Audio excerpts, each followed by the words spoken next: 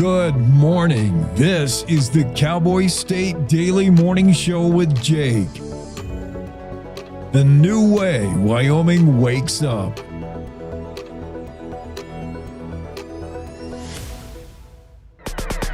It's time to take a look at what's happening around Wyoming. From the Cowboy State Daily News Center, I'm Mac Watson.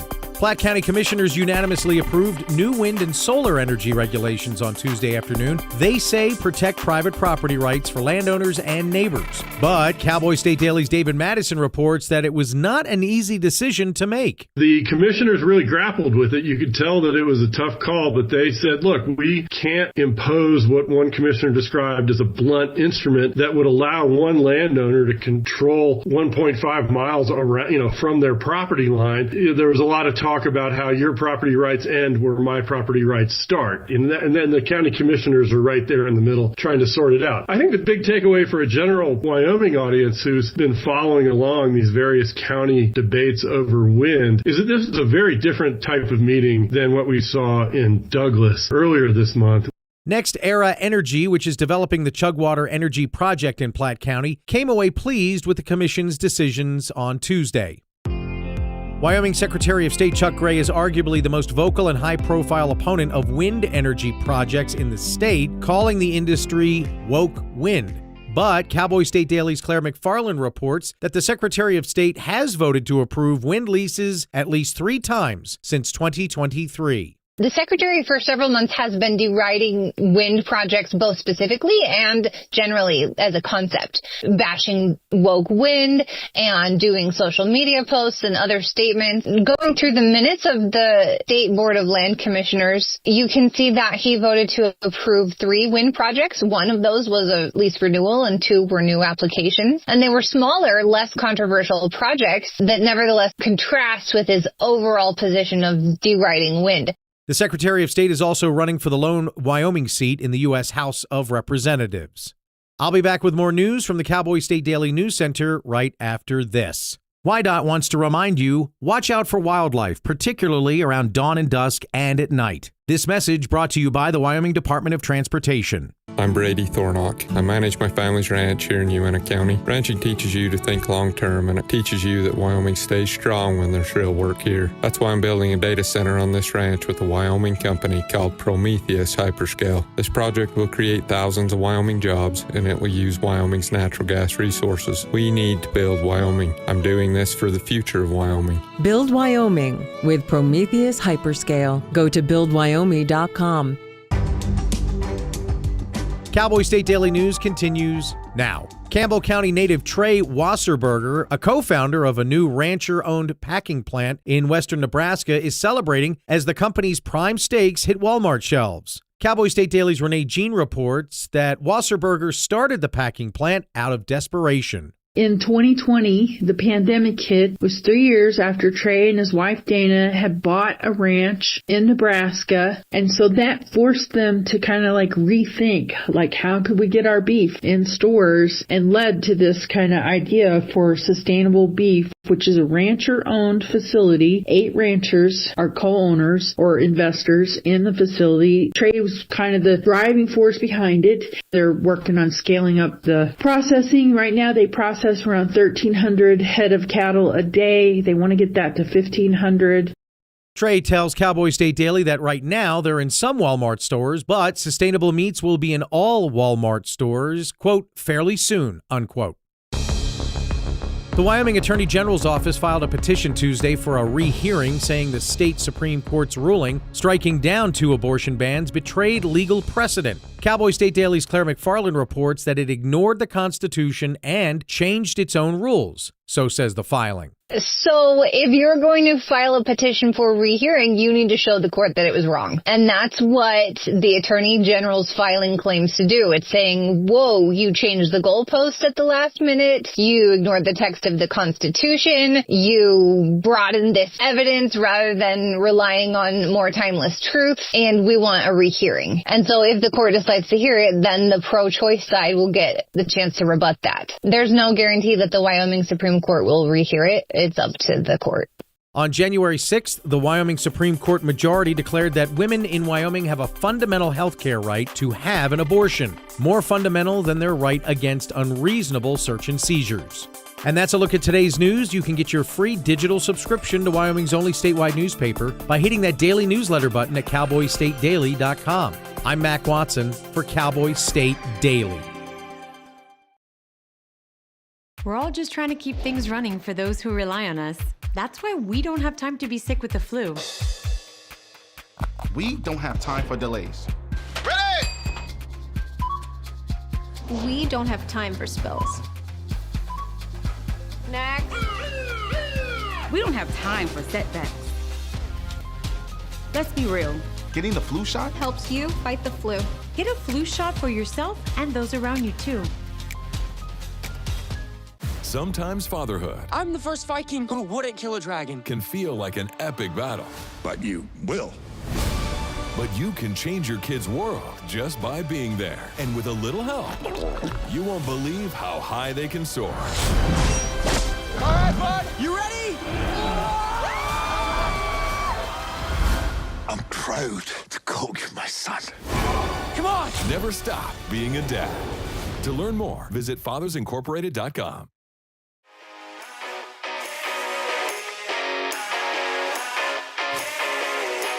Yeah, the Cowboy State Daily Show with Jake on a Wednesday, January 21. We're going to talk about wind projects. Woke wind, good wind, lots of wind. Wyoming's got wind, turning it into energy. That's where it becomes so political that it's a bunch of hot air.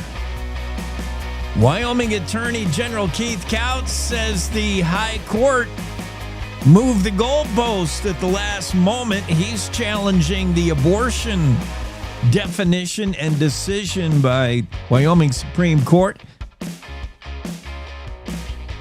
BLM grazing leases in Montana changed, and that may have implications in Wyoming concerning whether a buffalo, a bison is wildlife or a walking steak.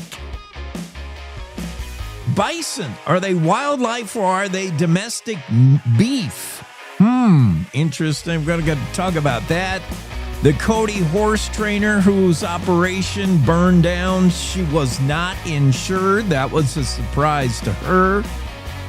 We'll update you on that and all kinds of national news. Special guests today, you bet. Lots of them. Ashley Bright's going to be on with the Boys and Girls Club of Central Wyoming. Rebecca West will be here. She's the executive director of the Buffalo Bills Center of the West. Good last name, Rebecca. Jared Petrino with us every Wednesday to talk UW sports. Dr. Aaron Billin. He's the health officer of Park County. He's also, his day job, you can find him at the Powell Valley Healthcare, and he's the medical professional with Park County Search and Rescue. Dr. Aaron Billin, going to talk about a lot of things. The flu this season, measles vaccination. We're even going to go back to the good old days of COVID. Yeah, Dr. Aaron Billin on today. Andrew Chimka. He works for LinkedIn, and he'll talk about small businesses and how they can use AI in their job search, in their search for employees. Small businesses say one of their biggest challenges is hiring qualified people. I can't find them, says small businesses. Well, use LinkedIn, use AI, maybe. Yeah, Todd Espinoza will be here as well. Espi's Restaurant. That's a place with a message board outside is as spicy as the green chili breakfast burrito. And we'll get Todd's take on where he comes up with those signs and how where do you get your humor, man? How do you do it, Todd? First, let's go weather forecasting, shall we? Casper, sunny, breezy, highs right around the freezing mark today. Sunny in Riverton, 36. The bank clock in Evanston's going to say 39 eventually today, mostly sunny. Green River, mostly sunny, 41. Pinedale, sunny. highs 31. Alpine, pretty much sun with highs 27. DuBois, sunny, breezy, 36. Jackson, mostly sunny, but a coolish 27. Sunny and 33 in Thermopolis. Cody, sunshine, 27. Plenty of sun in Buffalo, but windy with highs 27. Partly sunny and 35 in Sheridan. Slight chance of snow in the early morning in Gillette. Otherwise, mostly sunny, blustery, highs 27. Newcastle also could see a little snow flurry in the morning. Mostly sunny afternoon, 27 the high. Torrington, sunny, breezy, 41. Mostly sunny and breezy in Douglas with highs 37, 45, and sunny in Cheyenne. That's a hot spot in the state right now. What a day to be in the state capital. 45 and sunny. Sunny and breezy in Laramie, highs in the upper 30s. Mostly sunny, breezy, 37 in Rawlins. That's the day weather forecast around the state. Don will be on next hour. We'll talk weather. Weather is having implications in the energy market, energy sector. This huge polar vortex, super cold, is going to bring like crazy cold to the Midwest first. And Minneapolis, you're looking at a high tomorrow of below zero, like -6. And a low of minus 2 digits, like 28 below. Minnesota, going to be in the deep freeze beginning tomorrow. And then that is going to extend all the way down to Georgia, Florida. Florida already. I saw my buddy Cutter, the golf pro at Teton Reserve. I saw him down there for some kind of golf event, and he was wearing like a hoodie, a toque, gloves, a coat, and he's in Florida. He said it's 45 right now. It could snow in Florida. It could snow in Texas. This is a cold, cold, cold polar vortex. Sounds dangerous. We used to call them Canadian cold fronts. That's not good enough anymore. In a day and age where news has to be potentially deadly, news has to read like a Netflix thriller, especially especially weather news. Weather news, that's so sissy. Somehow meteorologists got together and said, Canadian cold front, why blame Canada? Canada probably lobbied to have that whole change. Why blame a country for it being cold in Atlanta, Georgia? And it just doesn't convey the danger of the cold that's coming. Canadian cold front, so wussy. Let's call them polar vortexes. That sounds good. And so that's the new Canadian cold front, this polar vortex. And it has caused natural gas prices to spike, I'm reading, which is good news for Wyoming, right? Not good news if you use natural gas to heat your home in North Carolina, but good news for natural gas producers in Wyoming. NBC News reporting natural gas prices jumping 25% ahead of a winter storm approaching much of the nation.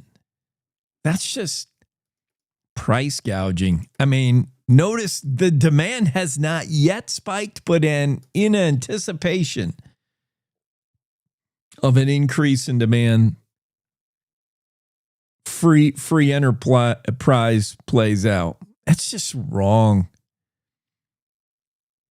Assuming everybody's going to be trying to turn their heat up, prices already spiking. National Weather Service forecasts a mix of winter weather that will bring, quote, hazardous cold, freezing rain, heavy snow, polar vortex, danger, danger, danger, Will Robinson. We had one of our listeners texted me couple of weeks ago, and he said, when did weather become this great enemy, and when did the National Weather Service take it upon themselves to text us such grave warnings about weather? Using the Nixle alert system, your local weather forecasting office may send you a warning text to prepare yourself for something as dangerous as a winter squall. Watch out for a squall. A squall is like 5 minutes of snow.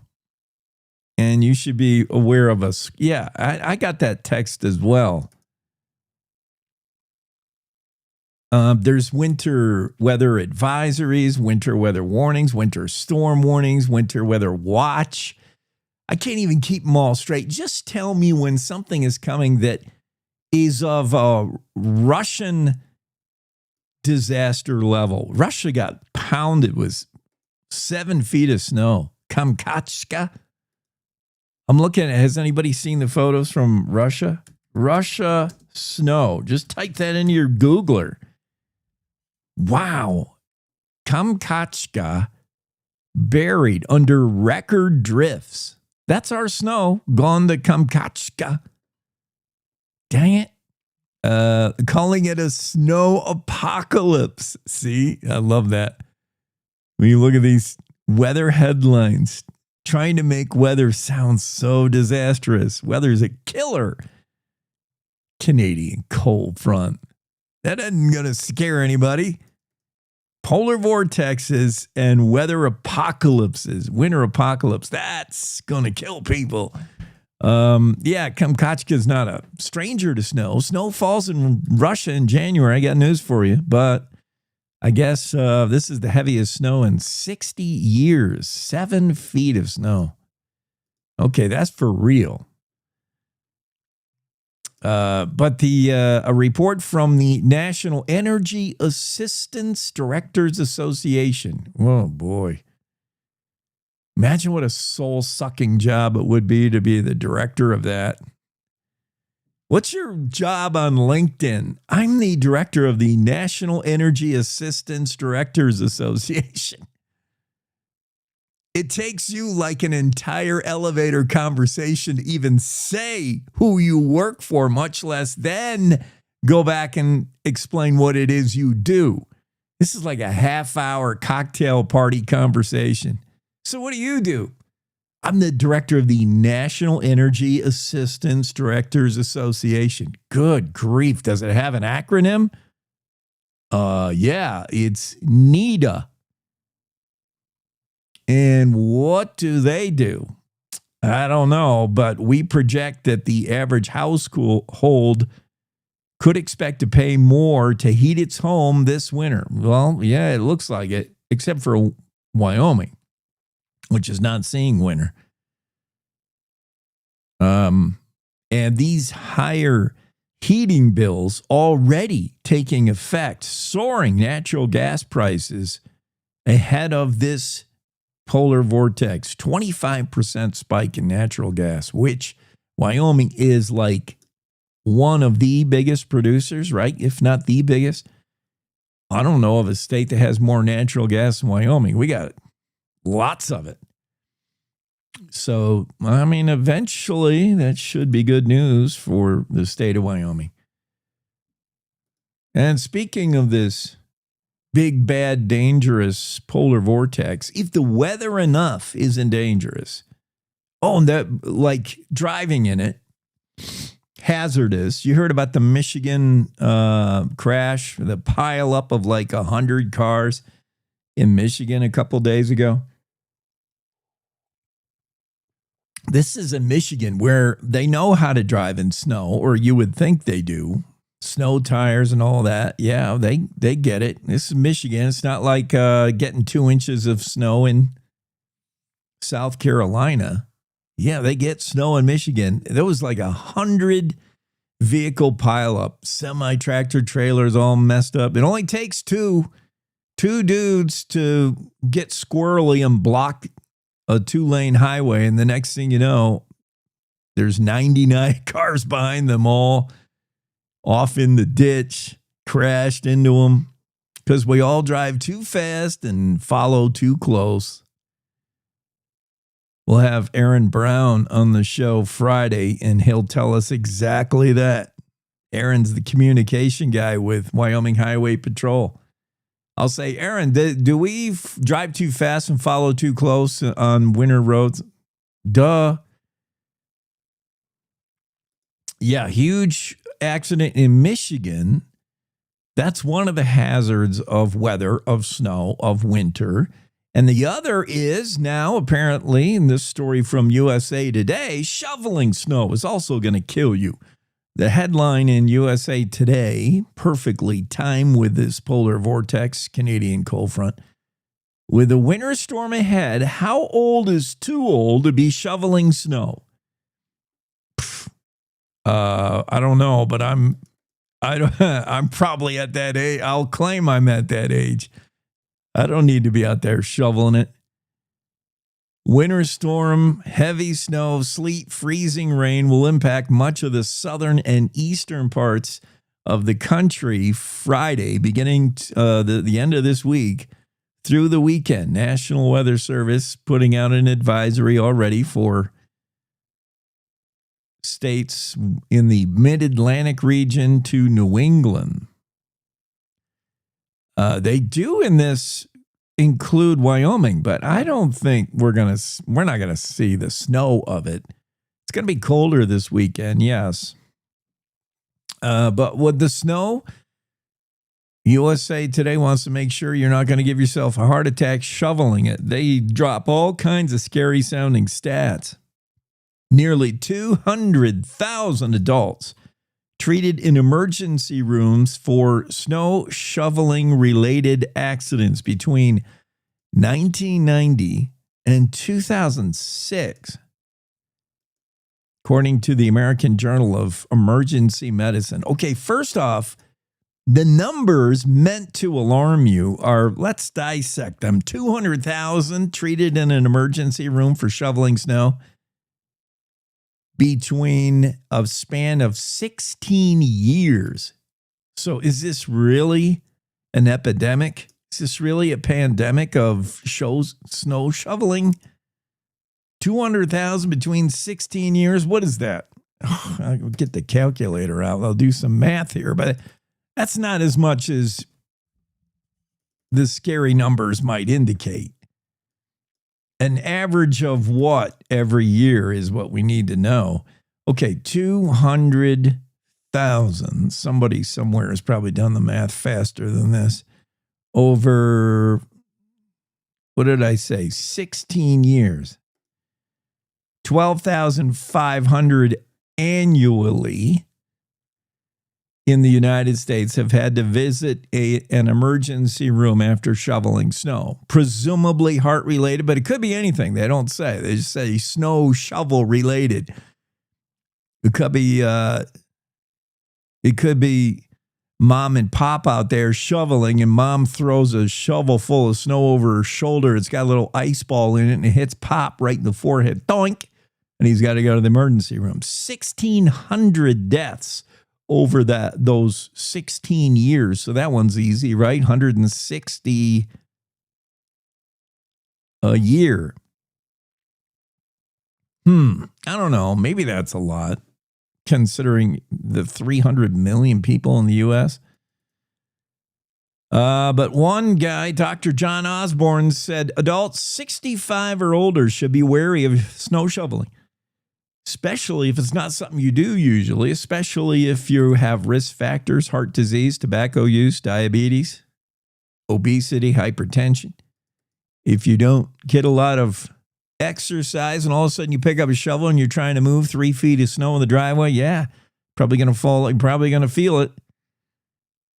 Strains the heart. Snow shoveling strains the heart. 65 years. So now you heard it first right now. If you're 65 or older, don't go mess around with the snow. Have somebody younger shovel it out the way. And this is advice for everybody who doesn't live in Wyoming, because we're not going to get this snow. Winter is not happening in 2025-26. Hey, Wyoming. Ready for news that actually feels like Wyoming? Tune into Cowboy State Daily Radio with heart, humor, and a little Western kick. From ranch roads to mountain peaks. If it's happening here, you'll hear it here. No fluff, no filter, just the real deal. Real voices, real stories.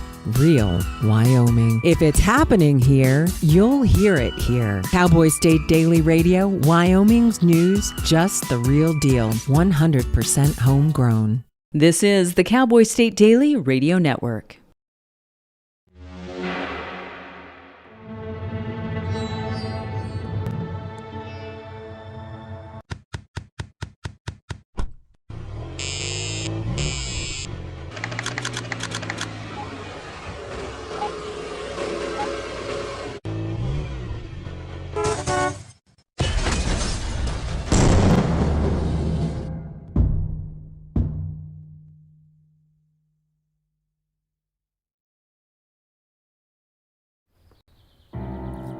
Hi. I'm your retirement fear. But don't be scared. You're still in pre-retirement. Does that mean I have more time to plan? Precisely. Here, this is pretirement.org. Retirement savings options? Potential tax breaks? Ooh. This isn't scary. I'm doing it. You got this. Visit thisispretirement.org for free resources to help you customize your action plan. So as a technical sergeant, E6. I served in Vietnam in 1969. I am a U.S. Army veteran. Have you ever helped a fellow veteran? Of course. Yes. Try to always be there for each other. I do my best reaching out to my brothers and sisters in arms. Have you ever asked for help yourself? It's always tough, right? I can't say that I have. I mean, If you don't have someone to kind of help you guide those thoughts, it can be really bad. eventually, you just can't deal with it on your own. I guess it's a part of the military too, right? Service before self. It was drilled in, service before self. And you start to question, maybe people would be better off without me, When you realize that you're not alone, once you take that first step, there's so much support.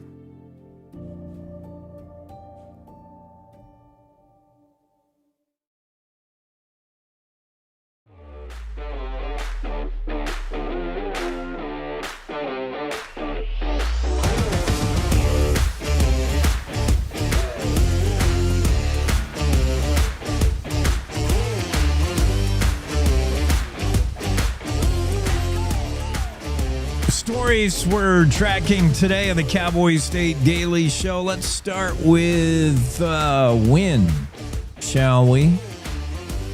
Two stories, wind related.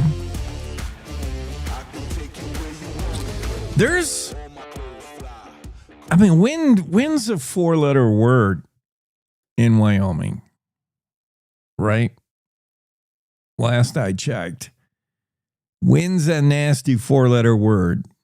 Getting energy out of it sounds like a great idea on paper. I wonder how many people that are pro-green energy, pro-sustainable energy like wind have ever had to deal firsthand with the implication, the actual boots on the ground of it. Like, what does it look like? Once you get it off the spreadsheet and off the blueprint, and look at a wind turbine, listen to a wind turbine, then tell me if you're still pro-wind. And I'm not saying I'm anti-wind. I see both sides of it. I'm 50-50. I'm more like, well, I'm 80-20.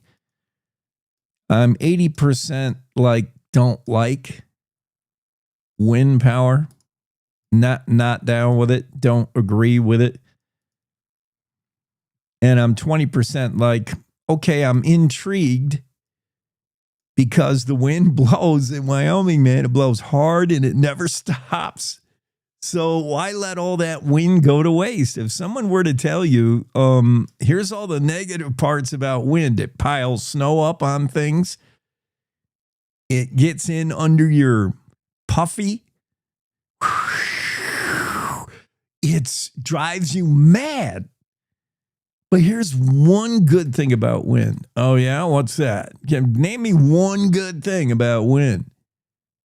It could power your microwave. It could keep your lights on. Wait a minute. Wind? Yeah. So that part is intriguing. And I still need to know how much wind creates how much electricity. If someone would please explain that to me on a back of a napkin. I don't want to hear about megawatts or any kind of numbers. Just easily explain to me one wind turbine and how much power that generates. One windmill. Can that power one house? Can that power a city block? Can that power a small town? One windmill. How much is one wind turbine? How much can it do? And what is it connected to? Because if it's producing power and it's just going to a battery in the ground, then what good is that? Where's it going and how much does one do? In terms I can understand. Again, don't explain to me in the megawatts. I don't understand what 1 megawatt Renee Jean does, but I don't. Then I can make an informed decision on how much I want to deal with the visual ugliness of wind turbines. And I don't really like looking at them. If I'm driving around, but here's what it comes down to is NIMBY. This is what many issues come down to, because we can all claim what our platitudes are. Oh yeah, I'm very pro housing. We need affordable housing. It's a real problem. 99% of the people that live in the county I do, Teton County, run around saying, we do need affordable housing. There's a great shortage of affordable housing is so great. And in their mind, they're ready to do anything to create affordable housing. When they're asked to tax themselves for affordable housing, they will. There's been many SPET initiatives, special purpose excise tax, towards affordable housing efforts. So we walk the talk and we talk the walk, and all until that affordable housing materializes next door. And then every one of us hates it in Teton County. You would be surprised how many people turn coat at that point. Big hypocrites at that point. Right now, there's a full-page ad running in the local paper in Jackson by Ted Karasotti, who's a famed author. I like Ted. I like his books. He lives in Kelly, the little town of Kelly, outside of Jackson. And he's paid for a full-page ad in the paper saying how an affordable housing project to house forest workers proposed for Kelly is wrong for Kelly because Kelly should remain small. Now, I'm not disagreeing with him. I'm totally agreeing with you, Ted. I don't want affordable housing in Kelly. I don't want one new building put up in Kelly. I want it how it is. In fact, I'll tear a few new ones down. I am anti-growth personally, but that makes me the outlier. But at least I'm not a hypocrite when someone says we need more affordable housing. I'm like, yeah, but it's not the government's job to do it. And no, I'm not real gung-ho. I'm paying for it with my tax money, and then show me where you're going to put it, because nobody wants it. Nobody. When it comes next to you. When you bought your place, you bought it with this neighbor and that neighbor, and okay, there's an empty lot over there that may one day be developed. You had no idea they were going to put a 20-unit apartment building to house the lowest of the low. Affordable housing means it's somebody who can't afford a house, so it's riffraff, it's worker bees, it's bartenders and restaurant waiters and people that are going to be out late at night, partying late at night, and suddenly they're next door, and suddenly affordable housing doesn't look so great. Everybody's affordable housing till it's next to you. And a lot of people are probably pro-wind until it's next to you. You got to put these turbines up out in the middle of the ocean, on the top of a mountain. No, we could see it there too. You got to put them up somewhere where we don't see them. You got to make them invisible. Then I might be pro-wind. Might be, because we all hate to look at them. I mean, they're not that objectionable. I see them and I'm like, big deal. But what if you live next door? What if you had the ranch next door? And your view has always been, for the last 5 generations of your ranching family, since the first dude got there and sunk a spade in the ground and said, yeah, I'm going to make this home. That view has always been that ridge over there, that beautiful mountain there, the forest beyond. That's been your view for 120 years, until this California company comes in and says, we're going to put up some wind turbines over here and make some power. Are you pro-wind at that point? No, never. So when you say what you stand for, that's on paper. That's theoretical. And whenever it has to come in next to you, then I'm interested. So here's where we're going. Platte County passed a wind and solar rule. Officials say it protects property rights. Platte County commissioners unanimously approved a new wind and solar energy regulations yesterday afternoon. And the vote came despite requests from dozens of citizens who wanted turbine setbacks increased to 1.25 miles from neighboring property lines. So that's considered a reasonable buffer. You need 1.25 miles away so you don't have to hear them and see them.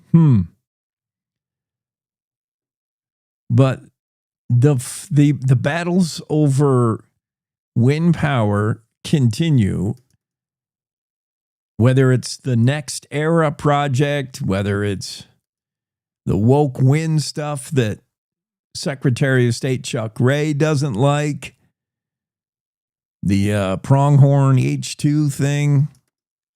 Chuck's in the news again only because Claire McFarland dragged him into the news. She reminds us that woke wind critic Chuck Ray has voted to okay wind leases for at least 3 projects. 3 times he said yes to wind back, in 2023, I think, as part of the 5-member Land Investments Board peoples. But of late, Secretary Gray has not voted for wind. Lately, he doesn't see wind as an answer at all. In fact, the posts from Secretary Gray sound like this, because this is a quote: "We do not," capital letters NOT, "want these woke wind projects." But as Claire McFarland found that he voted yes for 3 of them, Chuck Gray had an explanation as to why and how they differed from the latest, including the pronghorn proposal, which he says is outrageously wrong. So I think we all have to figure it out in our mind how far we're ready to go with sustainable energy, solar included, because solar panels also something that people don't want to look at.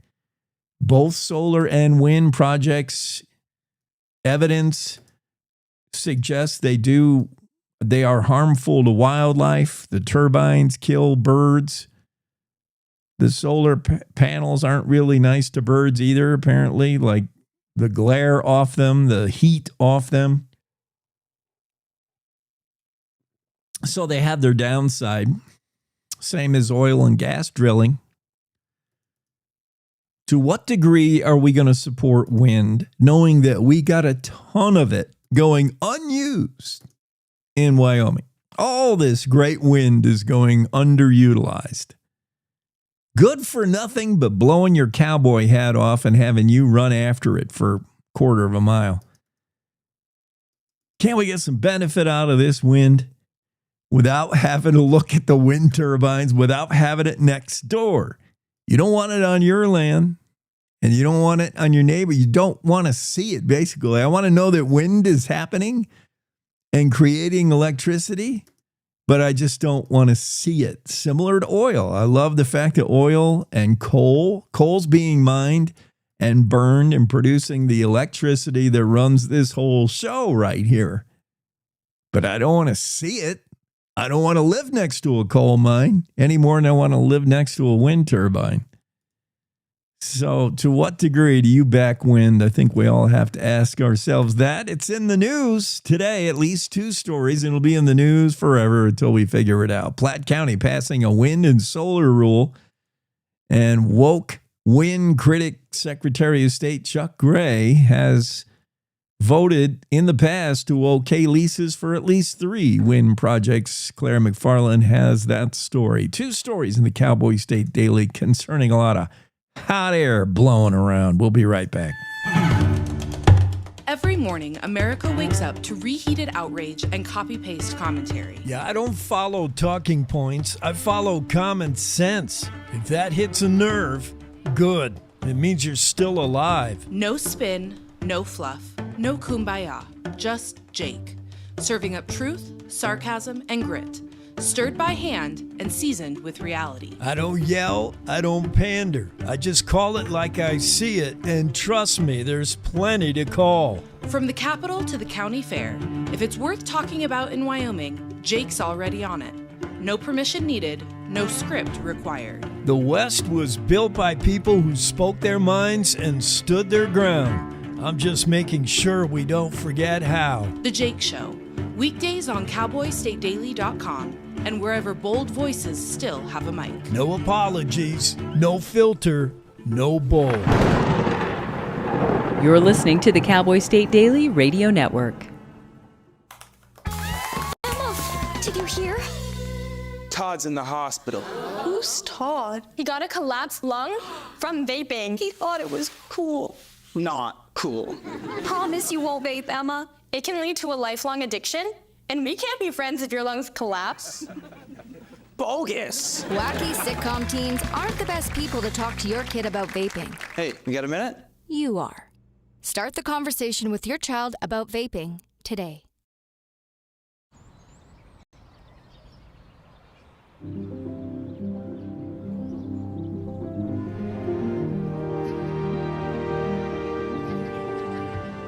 These walls and windows hold me tight. The warm embrace we all call home. My neighbors watch over one another. This little street is a land of liberty of its own, where I always have a place to go. I'm free to call this place my own.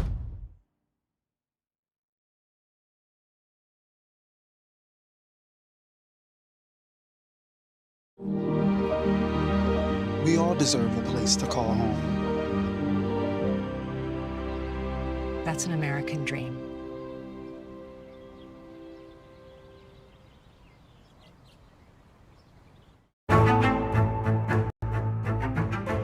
When the uniform comes off, the battle doesn't always end. Too many of our veterans are fighting silent wars with trauma, with loss, with hopelessness. Downrange Warriors stands in that gap, offering peer support, purpose, and a brotherhood that saves lives. You can help. Visit downrangewarriors.org because no warrior should ever walk alone. Hope is waiting. Be the reason they find it.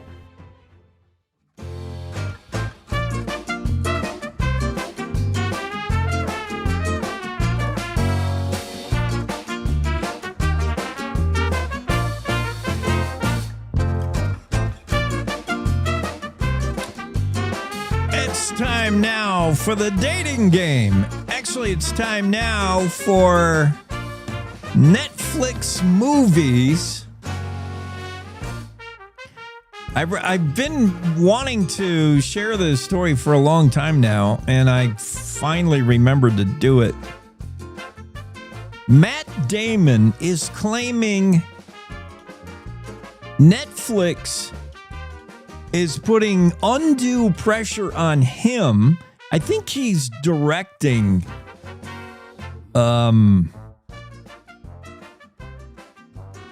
he said this the other day on some podcast named the Joe Rogan Experience. Never heard of it.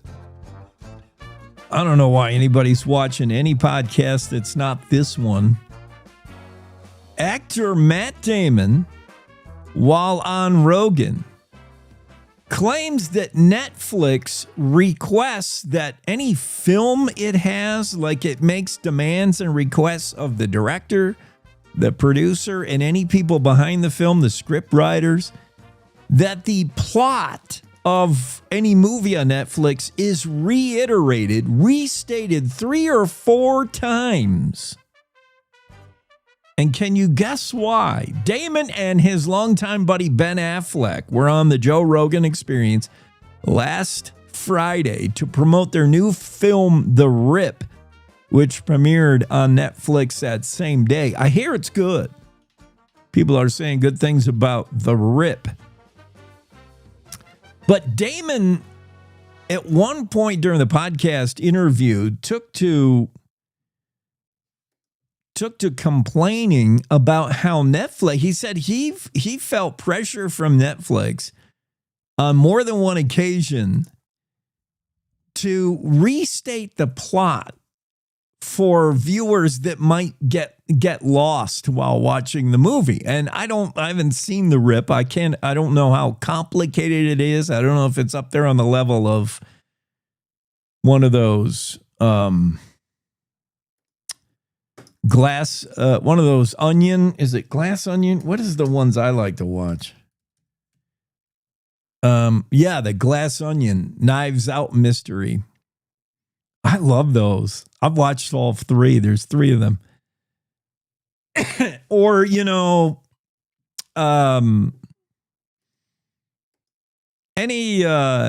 complicated whodunit kind of movie where you drop clues and they're really hard to figure out. And some people who watch movies closely, they haven't figured out in the first half hour. I don't know how they do it. And then the rest of us, we always get taken for a ride. And then there's always one big twist at the end. But Matt Damon said the way Netflix likes to do things is they insist their movies reiterate a plot 3 or 4 times in the dialogue. Once in the first act, once in the second, once in the third. You got to keep reiterating the plot. He said because, and you can probably guess why, today's moviegoer, besides being dumber, I think we all know that, they're on their phones. And today's movie watcher is only half watching. And that is one of the biggest problems, Matt Damon says, and he's probably not alone. He's probably right about this. One of the biggest problems with the fact that we don't go to movie theaters. When we used to go out to the movies, you couldn't use your phone. You got shouted down if people saw your face glowing. Like the phone was not going to work at the movie theater.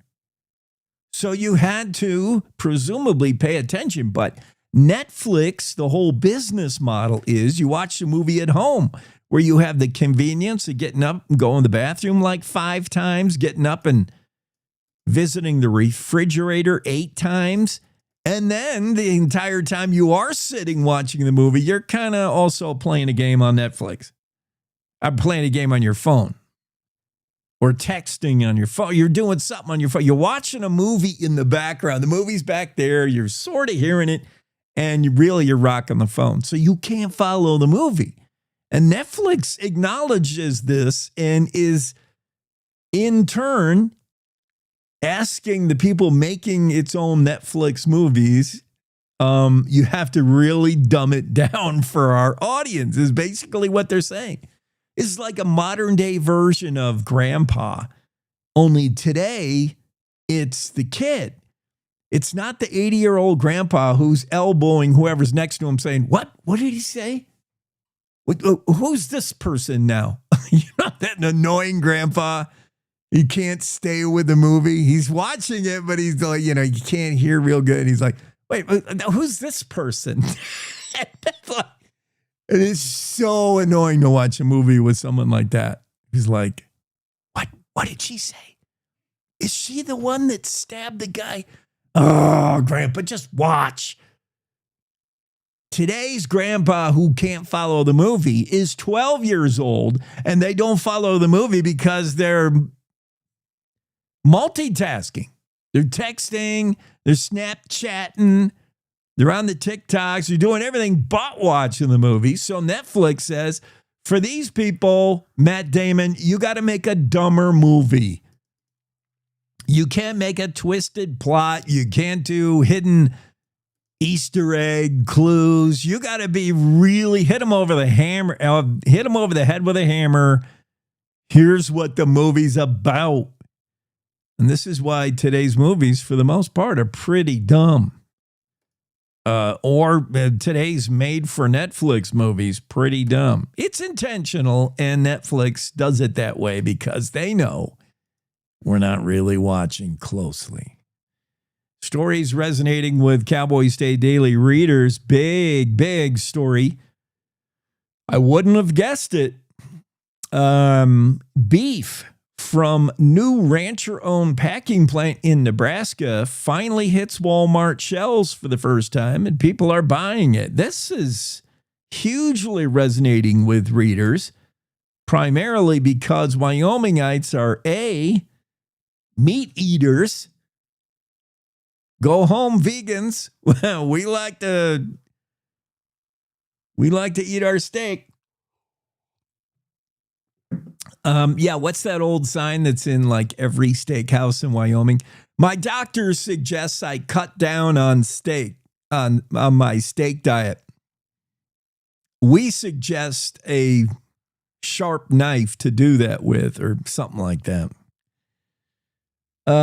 This story, 1,600 impressions, 126 comments, 187 shares. What is going on? What is this story about? Written by Renee Jean. Beef from the new rancher-owned packing plant in Nebraska hits Walmart shelves. We heard about Tyson shutting down their beef processing plant in Nebraska and how it is killing a whole town, number one, driving up prices of steak, number two, because it's not. There's a lot of reasons why beef prices have gone up, but a lot of it is the choke point at the processing plants. There aren't enough options for cattle ranchers, for beef producers. So Trey Wasserberger, what a great name for a rancher. Trey Wasserberger is a co-founder of this new rancher-owned packing plant in western Nebraska.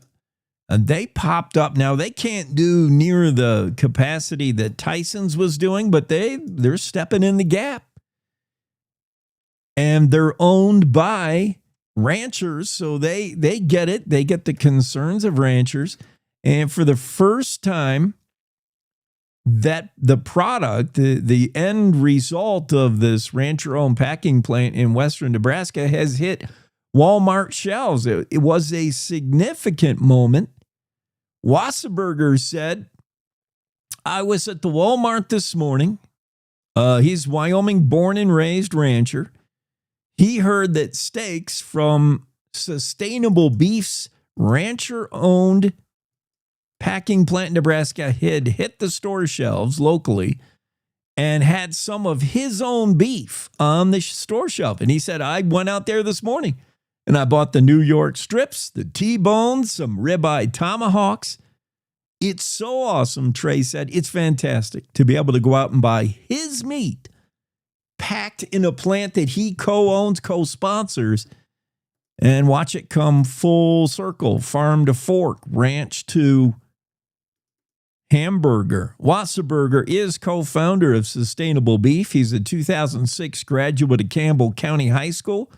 Family ties to the Boot Heel 7 Ranch in Lusk, which celebrated 100 years of operation back in 2019. He and his wife, Dana, who's a Nebraska native, bought a ranch near North Platte, where they now operate the TD Angus Ranch.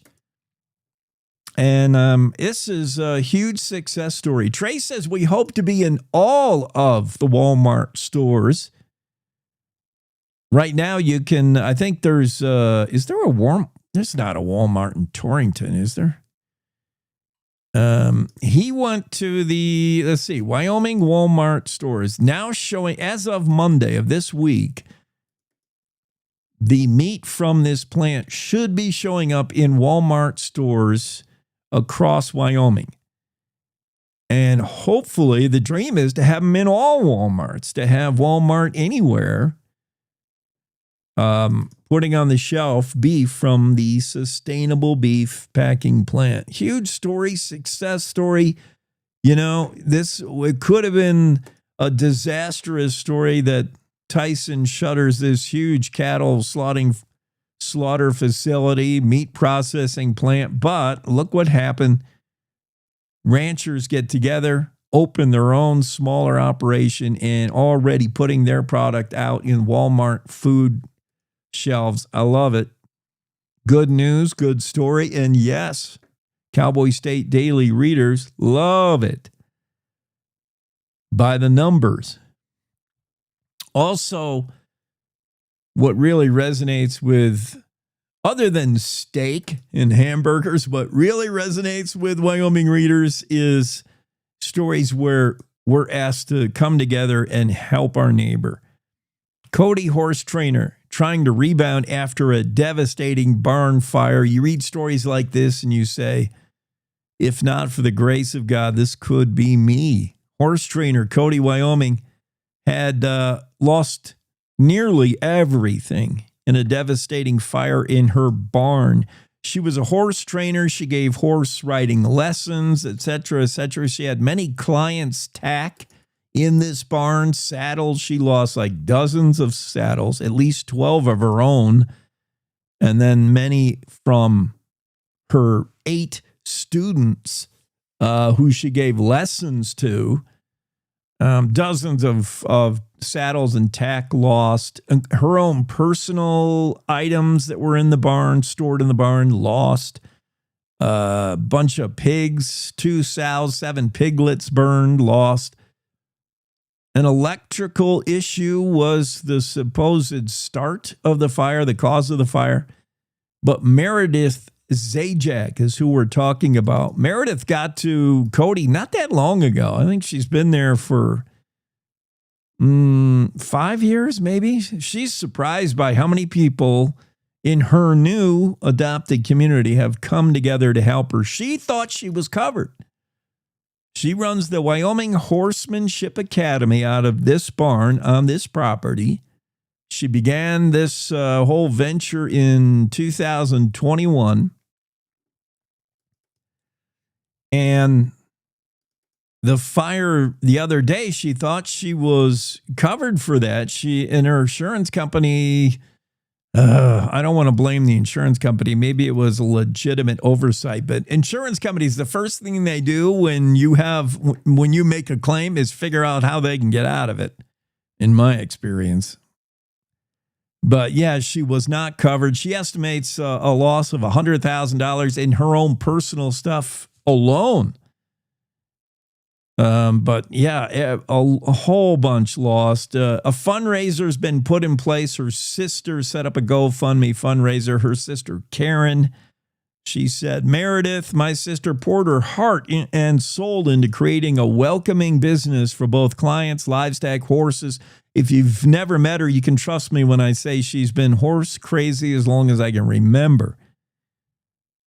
This story and links to the GoFundMe fundraiser page written by Dale Killingback on the Cowboy State Daily is resonating big time, according to the analytics, with Cowboy State Daily readers, and predictably so.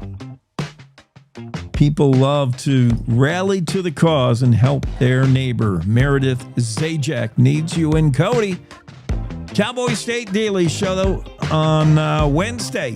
Thanks for hanging out with us this morning. We got more to come. 1 hour down, 3 to go. It's time for news for our radio affiliates. We'll catch you on the other side of that.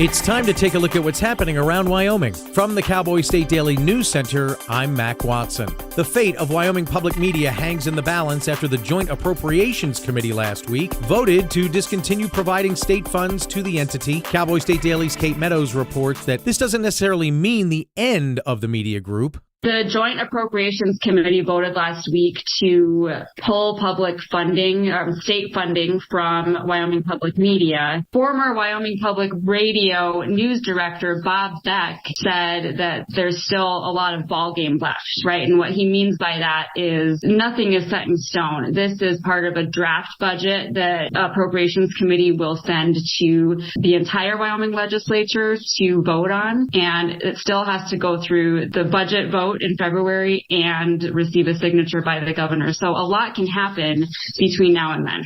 Wyoming Public Media is one of several entities on the chopping block as the Joint Appropriations Committee crafts its budget bill to present to state legislators next month. A 30-year-old Casper man is recovering in a Denver hospital with second and third degree burns following an explosion on Monday afternoon outside his home.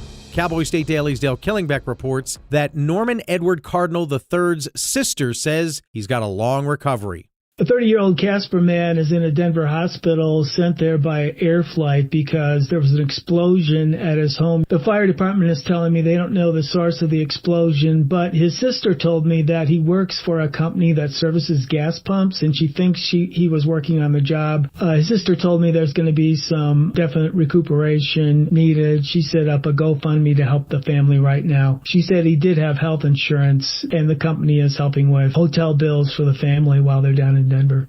Now, according to Sister Sydney Cardinal, her brother was flown to the UC Health Burn and Frostbite Center, suffering from second and third degree burns on his hands and face.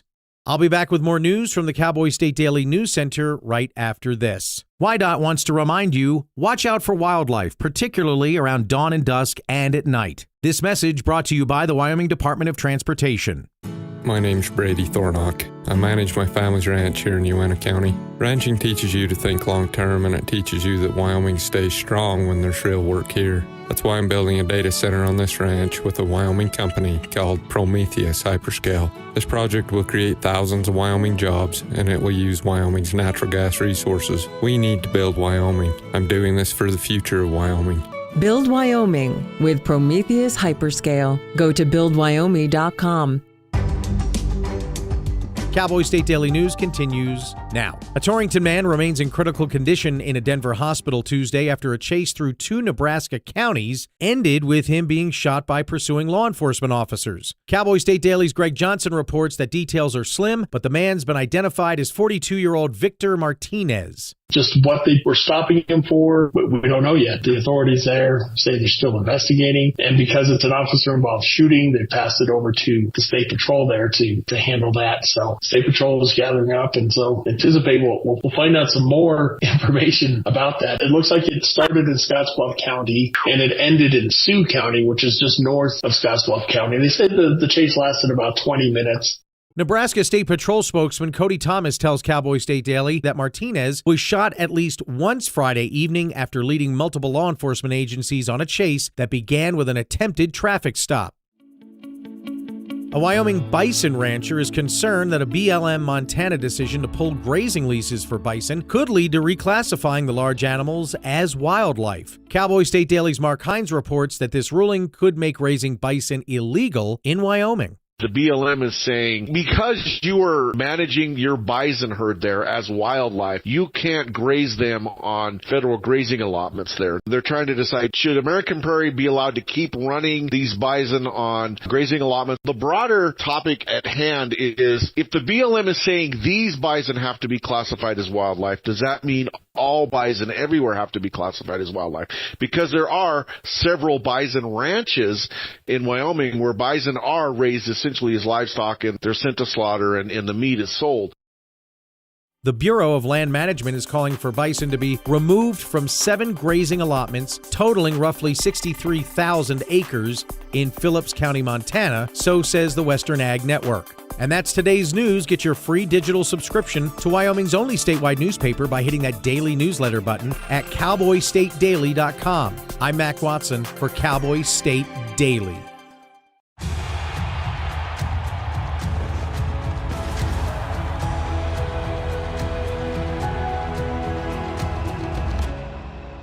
Breathe. Love what you do and you've already won, my parents used to say. My parents whose smiles were my first finish line, who championed respect, whose resilience built mine. Even more than I wanted a gold medal, I wanted a heart of gold, like the mentors who were my balance beams, refusing to let me down, and the coaches who spoke out to anything out of bounds, heroes who never stood on podiums, but stood up for me. Every shot I made, give the assist to those who since my youth were referees, ready to blow the whistle and end abuse.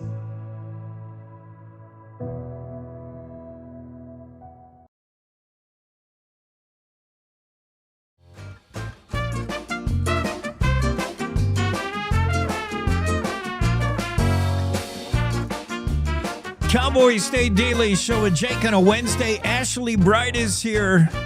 Ashley, good to see you. Good to see you, Jake. Thank you so much for having me. You bet. I want you to tell me what's going on with the reverse raffle and auction, big fundraiser. First, remind me again your official title. I know you probably don't take things too officially at the Boys and Girls Club of Central Wyoming, but what are you, the director, CEO? Yes, so I'm in my 35th year as a professional in the Boys and Girls Club movement. Yeah. And my title, Jake, is CEO of the Boys and Girls Clubs of Central Wyoming. I've been in Central Wyoming organization for 26 years of the 35 years of my professional career, and love every single day. And just so blessed at what we get to do on a day-to-day basis for children and communities. Yeah, such a great organization. And in all that time, 3 decades, nobody thought to put a greenhouse somewhere. We're going to get to that, though. We got the idea, the light bulb finally went on. Now all we got to do is pay for it. Tell me what's going on February 7th. Is that the day before the Super Bowl? It is, okay. Yes. And we have an iconic weekend planned. So Mark Schlereth, the legendary Denver Bronco guard lineman, who's on the all 50th anniversary team. Yeah, he's for real. I remember him 3-time Super Bowl champ. He's a hog. Mark Schlereth. He's a man. I wish we could clone him and put him on the Bills, but whatever. Well, yeah, and he's one of the biggest personalities in professional sports, and so for him to come and spend the weekend, Super Bowl weekend, with us on the 28th anniversary of when he last won the Super Bowl with the John Elway years is going to be absolutely incredible. And more importantly, he's an alum. He's in for the cause, man. I love it. Yeah. So he grew up in a Boys and Girls Club. Yeah. And he's going to tell his story, his Boys and Girls Club story. But he had dyslexia when he was younger, and credits the Boys and Girls Club with getting through that journey part of his life and giving him the leadership skills and the skills to move forward with purpose and with vision in his life. I look forward to hearing his life story. I did not know that. Yeah, so I've seen interviews where people ask him, what is it like to wear the number 65? And he's like, oh, I thought it was 56. Like, he was a great guard, man. He's a super, what a great choice to have him the feature speaker. But that's not all the attraction. There's a lot of reasons why you might want to get involved in this event. February 7th, you can bid on more than 100 exclusive items, live auction, luxury getaways, one-of-a-kind experiences. How about a 2024 Springdale camper donated by Sonny's RVs? That's cool. And then they're going to feed you pretty good, too. You're not going to go hungry. What's going on? What is this whole thing involve? Yeah, so we've been doing this for decades. And the reverse raffle part of it is everybody in attendance has an opportunity to win $5,000. So when you walk in the door, you exchange your sign-in, your ticket through the doors for a golden ticket, which gives you a chance to win $5,000. So throughout the night, we're pulling names, and we get it to one person that walks away with $5,000. And so that's the way the reverse raffle part works. And the community loves it. People look forward to it. And it's a can't miss event in the state of Wyoming. And one of the great items that we were able to put together, Jake, is Frank Crum coordinated an autographed helmet of Frank Crum and Bo Nix that's going to be auctioned off. There's only one in the world. And we have it that night. And Frank's going to appear on video to say, hey, let's go raise money for the Boys and Girls Clubs of Central Wyoming. Oh, that's Frank came up huge. Yeah, and Frank's coming hot off a touchdown catch. Are you kidding me? Dude, Mark Slareth may be a great lineman, but he never has done what Frank Crum did, and that's catch a touchdown pass in a playoff game from Bo Nix. Yep. And Frank Crum, of course, traces his college roots back to UW. Oh, my. Ashley, that's huge. Yeah. And Frank and I have connected over the years, and he is passionate about what we're doing in the Boys and Girls Club. And he locked in. He said, I want to help. I want to help develop it. I want to help the statewide movement of Boys and Girls Clubs. So we connect through the season and all the time. And he's bigger than life. I mean, he's a big man. He's big. And his heart is bigger than he is.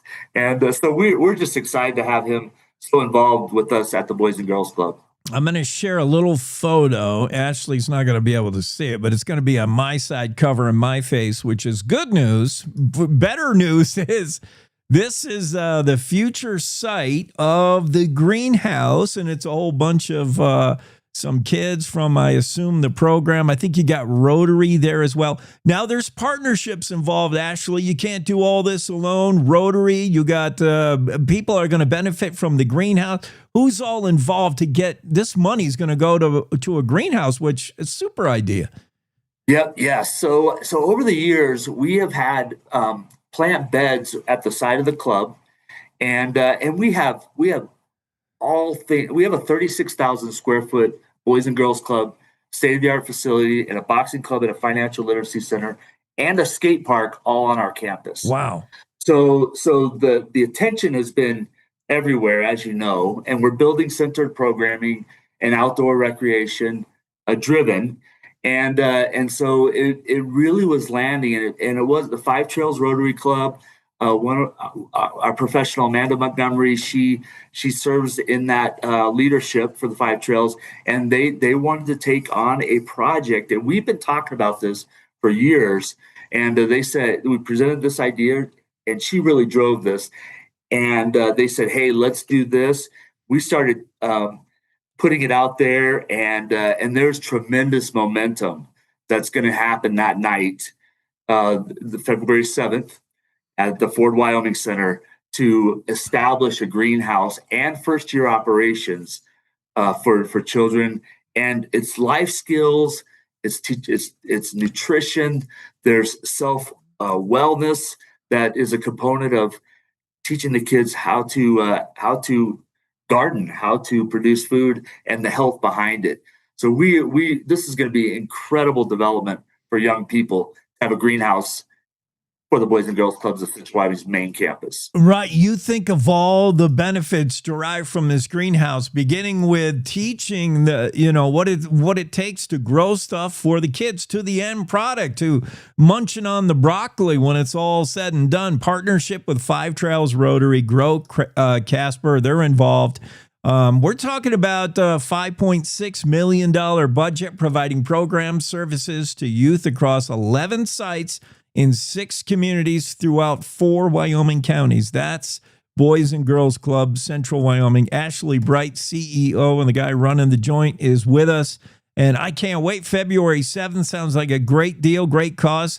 I want to talk about some of the other items, like what's going to be involved. There's the reverse auction you mentioned where somebody can just attend and say, hey, I never signed up for this golden ticket. What? You're giving me $5,000? I never raised my hand. I'm sure nobody, I wonder if anybody would object to the $5,000 prize. But how else is it going to work? What kind of items are going to be there? How do you raise money? All through auctioning? Yeah. So a couple of different ways. The live auction is a focus of the event, and we're going to have items. We're going to have trip experiences as you opened up. We're going to have 2 outdoor exclusive furniture packages from Keyhole Outdoor Living. One is it's this outdoor oven with furniture that'll be set up. We have a bedroom set that'll be set up. Picture the greatest game show that you've ever seen. And that's what we turn the event center in, and the items are up for grabs. Trips, out of the country trips with Belize and Mexico and Panama. Those trips are all donated and coming in. And so, yes. And Mark Schlereth will be there, and we'll have some footballs that he'll sign. So that's always a highlight of the evening. And then, so that's a big way that we raise money that night. And then we have over 150 silent auction packages that are up for grabs. So we raise money that way. And then for the greenhouse project as a primary focus, primary initiative this year, along with operations, we do a paddle raise. And for every $250 that's contributed through the paddle raise, the person's going to get a chance to win an exclusive prize, and we're closing in on that. So we raise money that way, and we have matching gifts that already come in that will be announced that night. And so all in all, our goal in the evening is to raise over $675,000 and to walk away with funding that is targeted for the establishment of the greenhouse and the first year of operations that'll be built right here on campus. So we have a lot of momentum, and then we're going to have a draw out for every $250 that's pledged that night. They're going to get a chance to win a giant item, and we're closing in on it. So I don't quite have that announcement yet, but Jake, I'll get that to you as soon as possible. Should be plenty of room to get involved firsthand. This event being held at the Ford Wyoming Center, February 7th. It has the theme of United for Impact, the reverse raffle and auction for the Boys and Girls Club of Central Wyoming. One last thing, Ashley, tell me who we're benefiting, who this is for. Put a face to these kids. Who is the typical kid in the program? What do they do? How do they benefit? Who's it for? Why are we even doing all this? Sure. The mission of the Boys and Girls Club is to inspire and enable all young people, especially those kids who need us most, to help them realize their full potential as productive, responsible citizens. And what we're finding, Jake, with our kids is there's almost a purpose crisis that is going on with our young people. So they're going through their years in middle school and high school, and they're not finding, and they're not the vision of purpose has been lacking. And so what we do at the Boys and Girls Club is we point them to graduate high school with a plan. Now that plan might be the military, community college, university, the professional world, trade, but graduate high school with a plan. So our programs are geared, and our activities, everything is geared towards the mission of the Boys and Girls Club and for kids to graduate high school with a plan. And so we have kids, we have over 3,400 annual members and thousands more in our outreach in what we do at the Boys and Girls Club. And one great story is Jake, who, his name's Jake, you're Jake too as well. He wasn't doing that well in school, was on the verge of dropping out, and we were able to, again, be there, mentor him, give him the skills and abilities, and his grades have never been better. And we introduced him to our Career Works program, mechanical opportunities, and now he knows he wants to be a mechanic. And so we have stories like that every single day. There's thousands of positive things that happen every single day in a Boys and Girls Club. Visualizing your dream, yeah, as a young boy or girl, whether that dream is to have 3 Super Bowl rings on your fingers, like Mark Schlereth, whether it's to be a CEO of a company like Ashley Bright or a mechanic or whatever, a novelist, I mean, whatever you want to grab in life, it's all there for you as a boy or girl. You just, sometimes you need a little shove forward, you need a little helping hand up, and that's where Boys and Girls Club of Central Wyoming come in. Feb 7, how do we get tickets? I want to get involved. I want to get there. Yes, so people can call my cell phone, 307-267-1406. Visit the Boys and Girls Club of Central Wyoming website, bgccw.org. 307-235-4079 is a central line. Get a hold of us, text us, and we will make sure you have a ticket for that night. And one thing that I want to share with you, we're closing in on too, we're going to have some live painting that's going to happen during the event from Justin Hayward, who's a renowned artist at Casper College. Yeah. And so we want to keep that a surprise right now, who the live painting is going to be, but that's happening also on February 7th for the reverse raffle and auction, supporting the Boys and Girls Clubs of Central Wyoming. I love it. We're building a greenhouse, and we're making a better future for many boys and girls of Wyoming. Ashley and the club doing that. Feb 7th, circle it on the calendar and put it up on your refrigerator. Remind yourself, let's all get there to the Ford Wyoming Center. Ashley, thank you. Thank you so much, Jake, for having me, and have a great day, everyone. You too. Cowboy State Daily Show, and it's Ashley Bright, Boys and Girls Club of Central Wyoming, and the big fundraiser, reverse raffle and auction going on Feb 7. Get your tickets now. Get on the interwebs for it. I'm going to bounce you out the room, Ashley. That's just to make way for our weather guy. Yep. And let's get Don in here. We're going to talk weather forecasting on a, pretty typical winter Wednesday. But man, it's the real headlines of weather in the coming days do not involve Wyoming. They involve the rest of the country. Don, I was talking earlier, natural gas prices spiking ahead of this polar vortex. This is how mean this thing is going to be. 25% increase in natural gas, which is a primary, heating source. So that's good news for Wyoming, I guess. We're just going to get that glancing blow. We're feeling it a little. It's going to be colder. But, man, the rest of the nation, look out. Is it? It's a big one, huh, yeah, Don? no, this is the real deal. Oof. During the course of the winter, you'll get storms. But the thing is the geographical scale of this in terms of how many people, how many states are going to be impacted by ice, snow, and bitter cold all at the same time, and not just for a day or two. This is going to be a multi-day event. we may end up by late next week with a massive nor'easter in the northeastern United States to kind of put a cherry on the top. And the latest data is pushing some of this Arctic air a little bit further westward. So we're going to have some pretty good impacts in Wyoming, nothing like to the east. But, we're starting to see the potential of some 10, 15 degree below zero temperatures by Saturday morning in parts of Wyoming, maybe even colder than that, and a little bit of snow. So, yes, it's a glancing blow, but this will be one of the bigger glancing blows we've had this winter.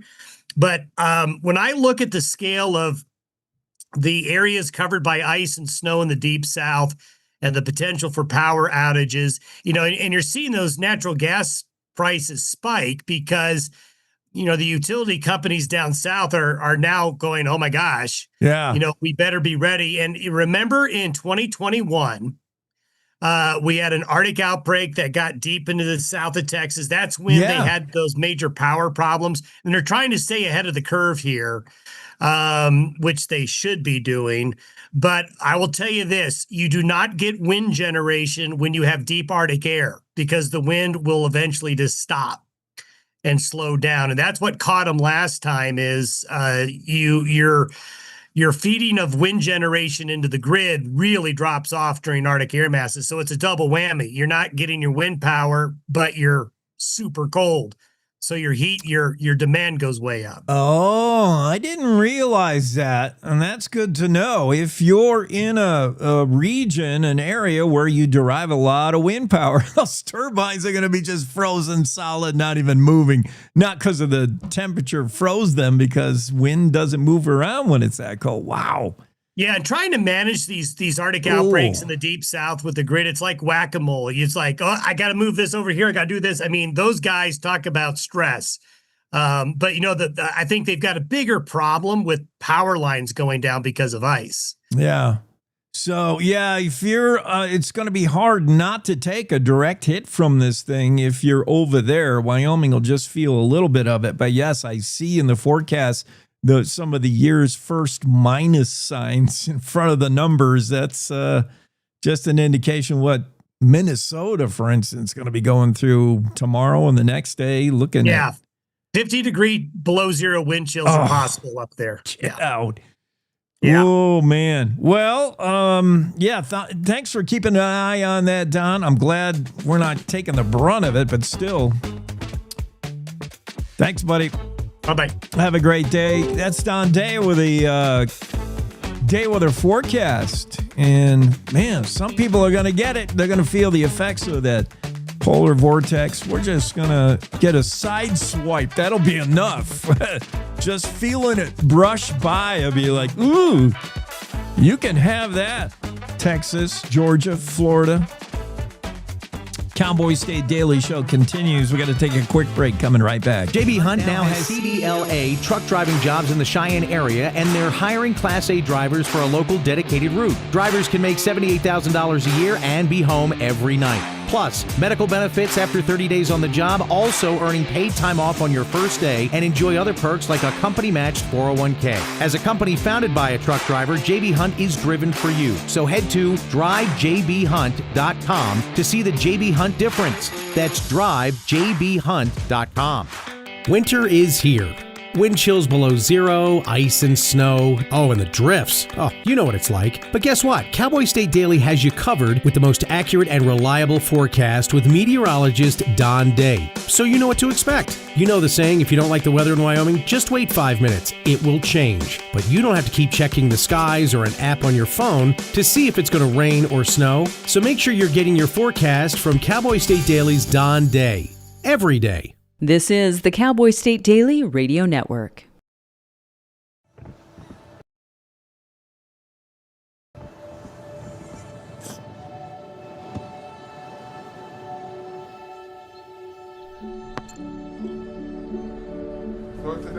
I don't remember how it started.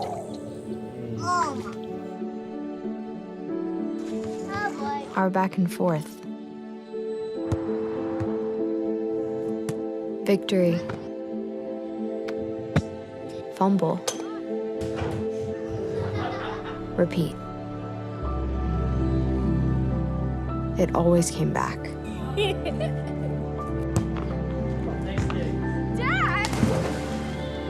Okay, here we go, throw it.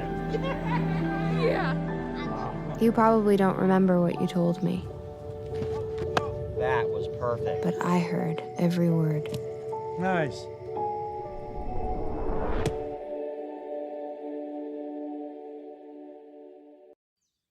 Jason, let's go see your room.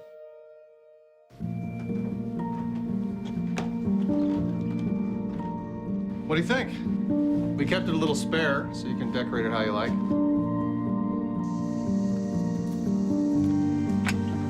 Dinner. Go. Excellent. Soccer is fun. Yeah, I saw you guys out there. We're the family. Oh, I thought you were on my team. Wait,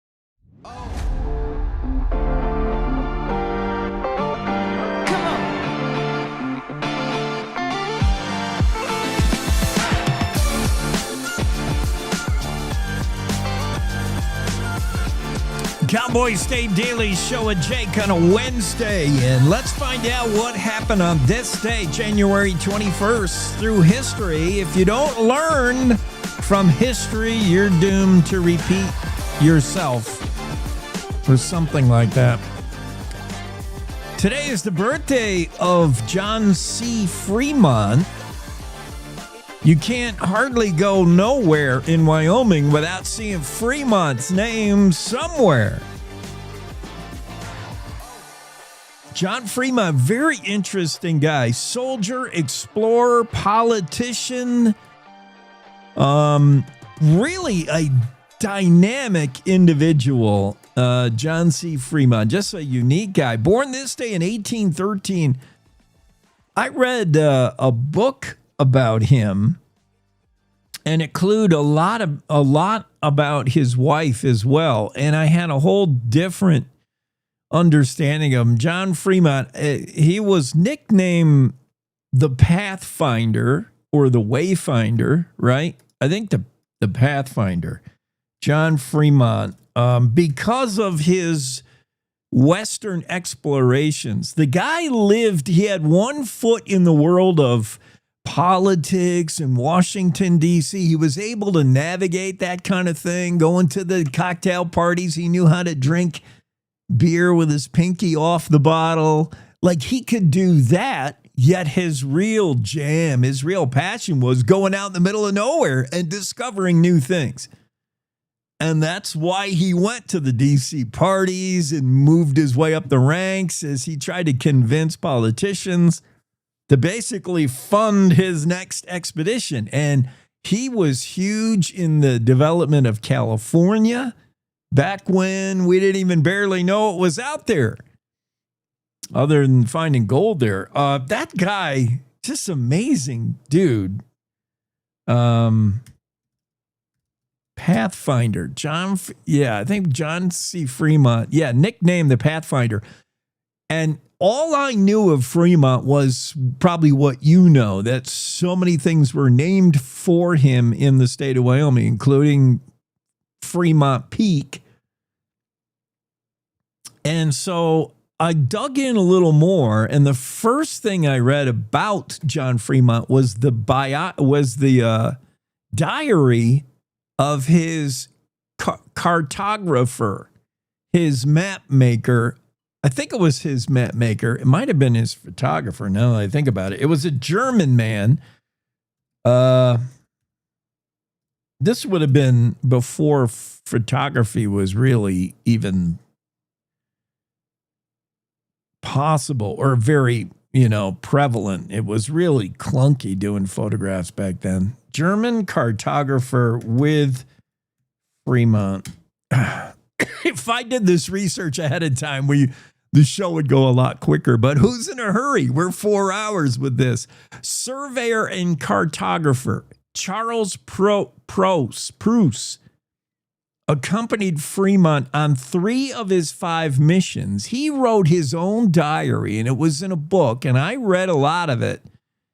And he had not nice things to say about Fremont for the most part.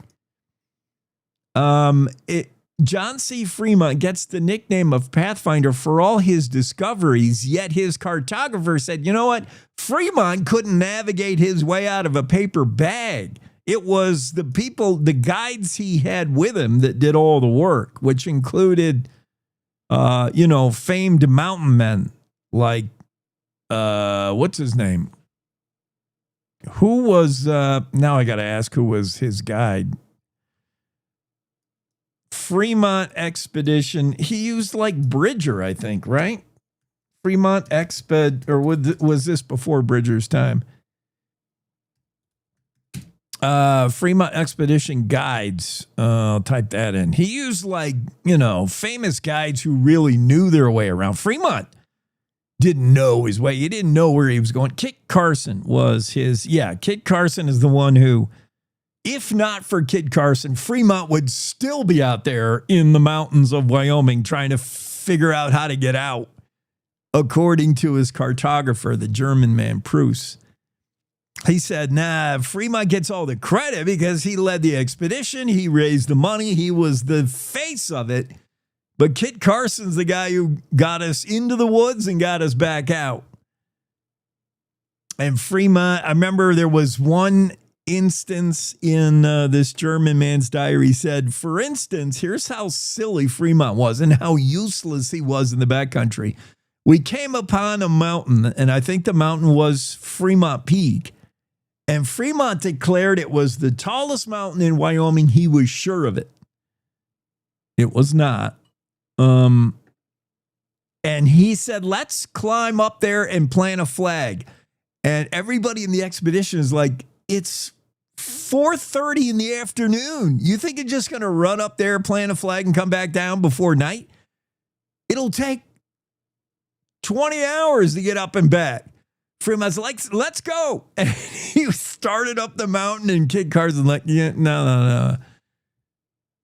But then I had a better understanding of John Fremont. He was just filled with enthusiasm. Yes, he might have wrongly got credited with making all these exploration discoveries, including Fremont Canyon, Pathfinder Reservoir, named for him, Fremont County, I mean, on and on. But it was the work of others who did the actual navigating, I guess. But this is John C. Fremont's birthday, this day, 1813.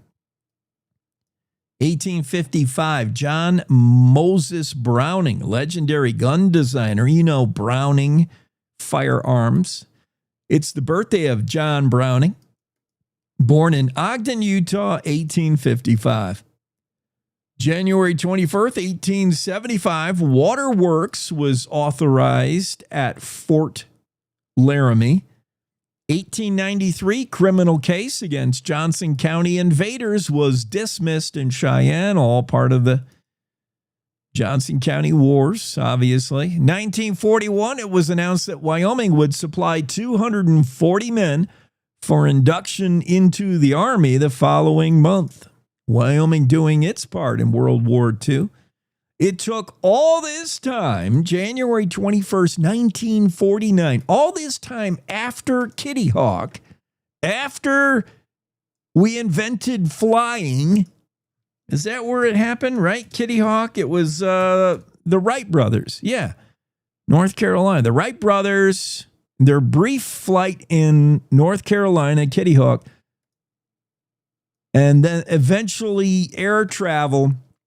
It took all that time from Kitty Hawk and the Wright brothers, which was in 1903, 1949, Wyoming legislature passed a bill prohibiting drunk flying, DUI, driving, an FUI, flying under the influence. Until this day in 1949, a pilot could be as sauced as he wanted to be. And presumably there was some that were. But yeah, it was previous to this day, 1949, it was legal to fly drunk. And finally, this day, 1977, President Jimmy Carter issued a general amnesty for those who evaded conscription during the Vietnam War. If you tried to get out of the draft, you were forgiven of that by President Jimmy Carter in this day, 1977. All these things happen on January 21. Time to rodeo with the Western Ag Network. It's the Rodeo Road Show on the Western Ag Network. Hi, everybody. Will Rasmussen here. Good to have you along. Today, a conversation with Sam Peterson. He just won the Montana Circuit Finals Rodeo. He also just won the National Finals Rodeo, the average title, finished number 2 in the world at his first National Finals Rodeo. He's a 22-year-old that grew up in the capital city of Helena, Montana. The impressive man that is Sam Peterson, coming up on the Road Show. Hilton Poult Herefords is offering over 60 head of registered Hereford and Angus bulls in their upcoming Cattleman's Choice sale on Monday, February 2nd. We are located northwest of Halliday, North Dakota, and are focused on raising cattle that are sound, functional, and built to perform in real ranch conditions. The sale will also feature registered bred Hereford heifers and F1 Black Baldy and Red Baldy open heifers. We invite you to join us on February 2nd at 1 p.m. Mountain Time at the ranch and online at DV Auction. For more details, visit PeltonPoultHerefords.com or contact Craig at 701-260-0058. Be part of something bigger. Join the American Sheep Industry Association today. Producers who join their state sheep association automatically gain ASI membership and access to national resources and representation. If your state doesn't have an association, no worries. You can still sign up individually at sheepusa.org and stay connected to the future of the industry. Your voice matters. Your membership counts. Again, learn more at sheepusa.org. Your writing is so technically great. Were some people helping you along the way? Did you watch film? Talk about. You reminded me so much of Casey Field while I was watching you all year long. Yeah, I mean, Casey's kind of set the standard for what a great bareback ride looks like. I mean, he's the best to have ever done it. And so when I first started, Heath Ford, he was my mentor. And, you know, Casey didn't have a lot of exposure. He was really fast to the top of his rigging handles back to the front of the horse. He had some of the fastest feet in the world.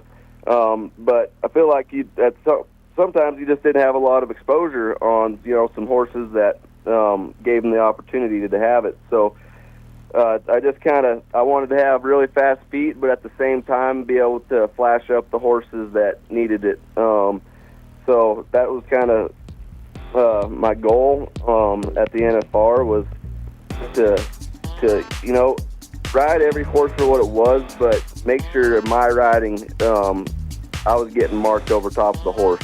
Sam Peterson finished number 2 in the world, and he is off to a great start in 2026. Sam Peterson on the Rodeo Roadshow. I'm Will Rasmussen on the Western Ag Network.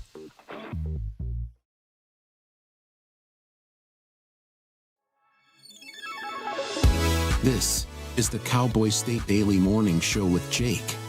Yeah, thank you, Will. Thank you, Western Ag Network, getting us caught up with rodeo. Andrew Rossi will be on next. And by the way, yes, that John C. Fremont did eventually climb Fremont Peak. He did wrongly declare it the tallest peak in Wyoming.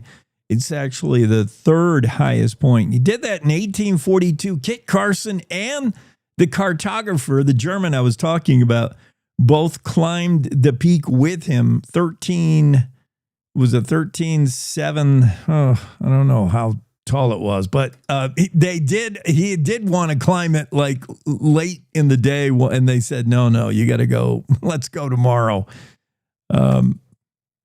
Fremont Peak, discovered and first climbed presumably by John C. Fremont, Kit Carson, and Pruss, the German cartographer. Andrew, up next, right after this quick break. News happens at any time, any place. That's why at Cowboy State Daily, we're dedicated to the stories that matter, with reporters stretching from your hometown across Wyoming and beyond. It doesn't matter if it's happening in Yellowstone, the capital in Cheyenne, or the most remote slice of Wyoming. With over 150 years of combined journalism excellence, if it affects Wyoming, it affects you, and we've got it covered. Upstream from the herd, we're Cowboy State Daily. You're listening to the Cowboy State Daily Radio Network. You know you don't have to wear your PT gear anymore, right? It's comfortable. So how's civilian life treating you? It's fine. When I got out, I didn't want to admit that there was anything wrong because I felt like a failure. And then I realized, there's nothing to be ashamed of. So I started talking to someone. Maybe you are fine, but if you're not, it's okay. Thank you. If you or a veteran you know needs support, don't wait. Reach out. Find resources at va.gov/reach. Logan Wilson here at the M Building in Casper, Wyoming. They do more than just support businesses and private events. They support nonprofits by offering reduced rates to help the community thrive. The staff here at the M Building have been incredible in helping me organize a fantastic event. They are great partners for those who want to make a positive impact on the community. Come check out the M for your next event.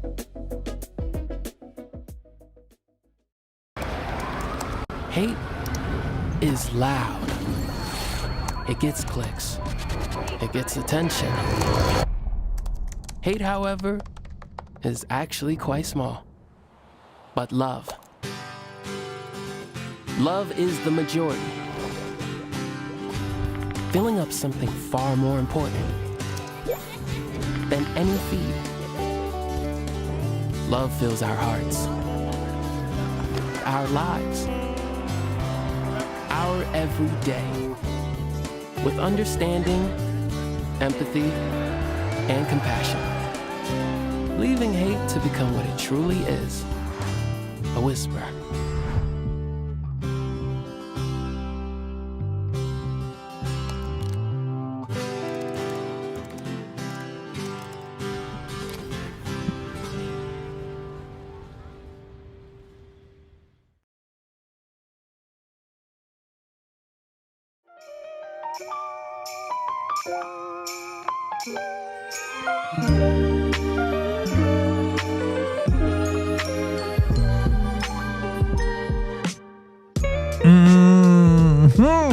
Cowboy State Daily Show, Jake, Wednesday. Hi. Andrew Rossi should be here. Him or Claire. I think they were going to switch places, but maybe not. It is Andrew. Yeah. All right, good. Let's get him in here. Rossi, you've probably seen one of those signs on a door, particularly when I go to a gas station and I start fueling up and then I run inside to go get my Red Bull or coffee or whatever I got to get inside. There's two double doors and one of them almost always has a sign on it saying use other door. And that's because of usually Wyoming wind. Because if you use the door you're not supposed to, the door will just blow right off the hinges. That's when the wind's blowing in the right direction. Occasionally, wind blows the wrong way. Although, don't call it wrong when you're talking to Don Day. He'll say wind does whatever it wants. There's no right or wrong. But it blew the wrong way the other day, and it blew a roof right off the building. It did, yeah. There was the activity building at the Albany County Fairgrounds had its roof membrane lifted and folded into its parking lot. And I get they were going to replace it anyway, so now they have even more incentive to. But the wind, it's not that it came from the wrong direction, it just came from a non-typical direction. The wind typically flows into Laramie and southeast Wyoming from the west. This wind came from the north-northwest, and that has a huge impact on the impact of a windstorm. Yeah, lots of impact. Well, if you were going to replace it anyway, that saves you the tear down anyhow. Yeah, that did go. And Don said that in Wyoming, there's actually, architecture designed for our wind. Like when you're building something, you want to make sure you got maybe the door isn't pointed towards the southwest where the prevailing winds are going to come out of, because that makes sense, because I mean, it's not like we have a shortage of wind. It's one of our main imports and exports. Dude, we do a lot of wind. We do some solar too. I don't know if we can harness the power of solar flares, but we were given the heads up the other day that we were going to get a big one, like one of the biggest in a couple of decades, on the scale of a G4. And we felt it. I didn't see that many pictures on the Facebooks of the auroras, and I didn't really hear of disruptions to electronic grid, but we got it, huh? We got whacked with a CME. Yeah, from what I understand, the hits around noon on would have been Monday, or it's around that time window.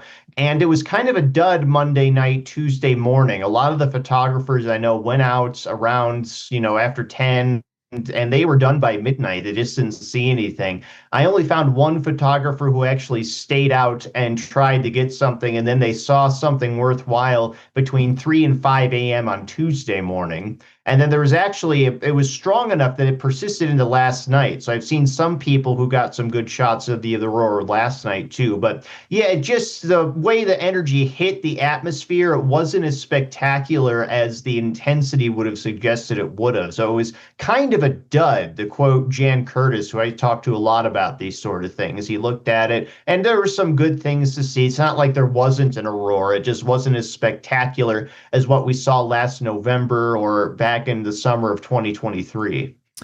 It's good to keep eyes on the sun just to make sure it's busy doing what it's supposed to do, which is keep us warm and give us a good tan. But occasionally a solar flare could be powerful enough that we need a heads up, because when it gets to Earth, it could do disruptive things. The agency that does that is the Space Weather Prediction Center. I didn't know there was such a thing, and it sounds like the ideal dream job for Don Day. He loves space. And he loves weather. Well, yeah, but space weather is even more unpredictable than Wyoming weather. So you got to take your hits with your cuts and everything like that. I'm not sure what aphorism I was going for there, but I messed it up immensely. But yeah, space weather is its whole different entity entirely. We're not entirely sure if space weather has an impact on our earthly weather. That's the verdict's still out on that, but it's possible there's a correlation between the two. Other than space and dinosaurs, one of your sweet spots, your skill sets for Cowboy State Daily journalism is stories that really have no answer, maybe. Like, why the heck is there an end-of-the-line hearse parked permanently outside of Worland? I can't say I have seen this. I might have seen it. It's one of those things where if you drive by, you're like, what was that? Why is there an end-of-the-line hearse parked outside of Worland? Because it's cool. Pete Smet heard that the local mortuary thought that they were getting rid of their old hearse and to get a new one. And he's like, hey, can I have the old one? So he took that and he decided what a great thing to put up on the front of your property. And it has multiple meanings, which he thinks is hilarious. It's Pete Smet Recycling, which is just outside of town. It's the end of his property line, so he has fun with that. It's the end of the line in terms of that hearse isn't going anywhere. And it's also the end of the line in terms of that's where most of us will end up at the end of our line. So it's a amusing reminder of our mortality that just happens to be parked on a bank of earth outside Worland. Very interesting. I like it. It's the kind of stuff when Andrew Rossi byline appears, I'm like, or I see the headline, I'm like, that's an Andrew. I know it. I'm in Jackson, not too far from Harrison Ford's residence, his ranch. I know where it is, but you're not supposed to tell people because, he likes to live on the down low. But apparently, now I haven't read this whole story, Andrew. I'm waiting for you to give me the scoop on it, but when he was filming Indiana Jones, there was a scene where he was a young Indiana Jones and he had a film crew come out on his place and film it there in Wyoming, right here in Jackson Hole. Yeah, sure. The short version is there's only one episode of the Young Indiana Jones Chronicles, which ran from 1992 to 1993, that Harrison Ford appeared in. And he was basically just a narrator for a story from his past that was nuts. Oh. He tries to bring down Al Capone and Johnny Torrio with Ernest Hemingway and Elliot Ness in 1920 Chicago. So that's a whole nother thing. But Harrison Ford was narrating, or Indiana Jones rather, was narrating that story from a cabin in Wyoming in a kind of unrelated framing device. But Harrison Ford was filming The Fugitive at the time. So there was a break in the gap of his filming. George Lucas asked if he'd be available to shoot some scenes for this episode of the Young Indiana Jones Chronicles. So it was easier to get George Lucas, Frank Marshall, and a Hollywood production unit out to Jackson to get Ford scenes rather than to wait until Ford could make it out to LA. So they filmed the whole thing on his property. So the way I like to put it, which I imagine a lot of kids might have done in their past, Harrison Ford filmed an Indiana Jones adventure in his backyard. Yeah. That's the end result. That makes sense. Yeah, that's pretty neat. That was nice of Harrison Ford to allow that to happen on his range. Just don't ask Harrison to promote a film after. Have you ever seen any of his interviews on the late night talk shows? It's like he hates to be there. He really does not like it. Yeah, well, the thing that the source that I spoke to said is that Harrison has always been grateful to George Lucas. They're good friends, and Lucas, was a director of Star Wars in '77, and he was a producer on Raiders of the Lost Ark and got a story credit for that. So Harrison owes the career he has in no small part to George Lucas giving him those platforms so he could get himself out there. So when George called up and asked, hey, would you be willing to do this? He felt compelled to do it, not just because he likes the character of Indiana Jones, but because he was doing a favor for a friend. Yeah, I could see that because prior to Star Wars, Harrison Ford was a no one. He was like a carpenter, a key grip. And George Lucas like, hey, that guy over there building the set, come here. You're going to star in this thing now. What a way to launch a career. What are you working on? If you want a good time, find Mark Hamill's impression of Harrison Ford. It's hilarious. No. Oh, I would love to see that. That'd be interesting. He's a cool dude. I've seen him many times out and about in the Jackson area. What's going on? When are we going to get him on your show? I need him, and I need Josh Allen. Abby, you got to get me Josh Allen. Yeah, I need, who else? There's plenty of people in Jackson Hole. Sandra Bullock. I got to really get this thing off the ground, huh? Just assume you know everybody in Jackson, Jay. It's just a question of time. At this point, yes. All law enforcement members for various reasons. Yeah, we got to have a lot of people on. I'll work on it, but none more important than you, Andrew. What are you working on next? Yeah, I've got a couple of things. We, an 11-year-old kid found a really nice soft-shell turtle on BLM land that turned out to be 48 million years old, so we're putting that together. And there's basically a subterranean pimple in Yellowstone that's raising the ground slightly. We got the down low on exactly what's happening there. Dude, that's a couple of teases right there.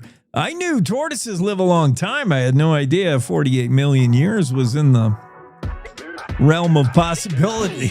That's a long time. Well, it is and it isn't. Depends on your perspective. Thanks, man.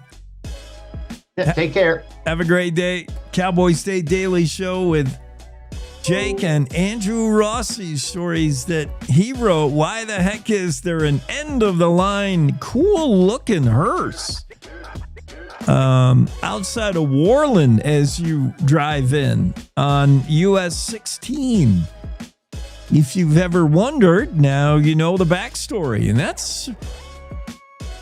that is like one of Andrew Rossi's beats. Like, I always wondered why, or there's a weird thing we've all noted, but we always wanted to know more about. That's Andrew Rossi specialty. Andrew also had the story about last week's winds. Hurricane force winds on Friday ripped the roof right off the Albany County Fairgrounds building. Another metal roof off a building in Torrington. Reason being, 87 miles an hour is pretty good gust, but more importantly, the wind came from the wrong way. I say wrong. It came from not the normal way. The wind came from the northwest, and it caught things that the wind doesn't usually catch. For instance, a corner of the roof, and there it goes.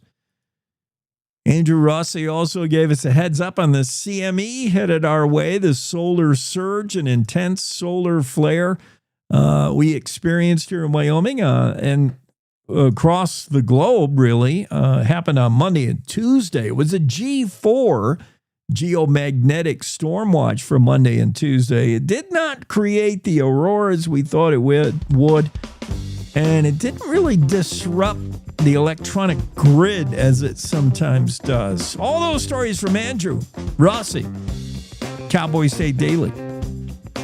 We got to take a break. Top of the hour news heading your way, and we'll be back right after that. We're just halfway through, so stick around. You're hearing the Cowboy State Daily Show on select radio stations around the state. You can watch it on our YouTube channel. We're on Facebook Live, X Live, and on the homepage, cowboystatedaily.com. Run it back wherever you listen to your favorite podcasts. Also, it's time to take a look at what's happening around Wyoming. From the Cowboy State Daily News Center, I'm Mac Watson. Platte County Commissioners unanimously approved new wind and solar energy regulations on Tuesday afternoon. They say protect private property rights for landowners and neighbors. But Cowboy State Daily's David Madison reports that it was not an easy decision to make. The commissioners really grappled with it. You could tell that it was a tough call, but they said, look, we can't impose what one commissioner described as a blunt instrument that would allow one landowner to control 1.5 miles around, from their property line. There was a lot of talk about how your property rights end where my property rights start. And then the county commissioners are right there in the middle trying to sort it out. I think the big takeaway for a general Wyoming audience who's been following along these various county debates over wind is that this is a very different type of meeting than what we saw in Douglas earlier this month. Next Era Energy, which is developing the Chugwater Energy Project in Platte County, came away pleased with the commission's decisions on Tuesday. Wyoming Secretary of State Chuck Gray is arguably the most vocal and high-profile opponent of wind energy projects in the state, calling the industry woke wind. But Cowboy State Daily's Claire McFarland reports that the Secretary of State has voted to approve wind leases at least 3 times since 2023. The Secretary for several months has been deriding wind projects both specifically and generally as a concept, bashing woke wind and doing social media posts and other statements. Going through the minutes of the State Board of Land Commissioners, you can see that he voted to approve 3 wind projects. One of those was a lease renewal and 2 were new applications. And they were smaller, less controversial projects that nevertheless contrast with his overall position of deriding wind. The Secretary of State is also running for the lone Wyoming seat in the U.S. House of Representatives. I'll be back with more news from the Cowboy State Daily News Center right after this. WYDOT wants to remind you, watch out for wildlife, particularly around dawn and dusk and at night. This message brought to you by the Wyoming Department of Transportation. I'm Brady Thornock. I manage my family's ranch here in Uena County. Ranching teaches you to think long-term, and it teaches you that Wyoming stays strong when there's real work here. That's why I'm building a data center on this ranch with a Wyoming company called Prometheus Hyperscale. This project will create thousands of Wyoming jobs, and it will use Wyoming's natural gas resources. We need to build Wyoming. I'm doing this for the future of Wyoming. Build Wyoming with Prometheus Hyperscale. Go to buildwyoming.com.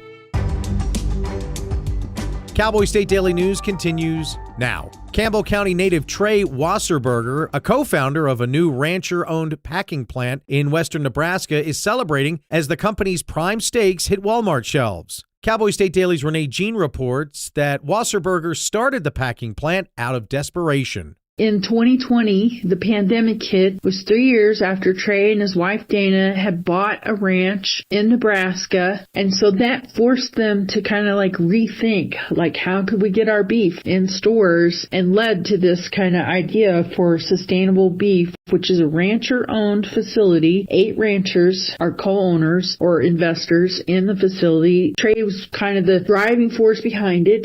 They're working on scaling up the processing. Right now they process process around 1,300 head of cattle a day. They want to get that to 1,500. Trey tells Cowboy State Daily that right now they're in some Walmart stores, but sustainable meats will be in all Walmart stores, quote, fairly soon, unquote. The Wyoming Attorney General's office filed a petition Tuesday for a rehearing, saying the state Supreme Court's ruling striking down 2 abortion bans betrayed legal precedent. Cowboy State Daily's Claire McFarland reports that it ignored the Constitution and changed its own rules. So says the filing. So if you're going to file a petition for rehearing, you need to show the court that it was wrong. And that's what the Attorney General's filing claims to do. It's saying, whoa, you changed the goalpost at the last minute. You ignored the text of the Constitution. You brought in this evidence rather than relying on more timeless truths. And we want a rehearing. And so if the court decides to hear it, then the pro-choice side will get the chance to rebut that. There's no guarantee that the Wyoming Supreme Court will rehear it. It's up to the court. On January 6th, the Wyoming Supreme Court majority declared that women in Wyoming have a fundamental health care right to have an abortion, more fundamental than their right against unreasonable search and seizures. And that's a look at today's news. You can get your free digital subscription to Wyoming's only statewide newspaper by hitting that daily newsletter button at cowboystatedaily.com. I'm Mac Watson for Cowboy State Daily. You talk to... In every family, small conversations can make a big impact. I grew up on tour with my parents. Kind of different, but we bonded over music just like other families do over sports, camping, or other interests. And we talked. Little everyday conversations from silly to serious that built a foundation over time. Honest conversations, like when my dad shared his experiences as an alcoholic. Your honesty about that part of your life gave me a sense of integrity that I wanted to uphold in my own life. And I was so grateful that you and Mom had become these sober, stable people who were always there for me. I wanted you to know from someone who's been in recovery more than 30 years now that hard work is what creates success, not alcohol or other drugs, whether it's music or anything else. I said it a lot, and I'm glad you took it to heart. Talk, they hear you. For more information about talking with your kids about underage use of alcohol and other drugs, visit underagedrinking.samhsa.gov.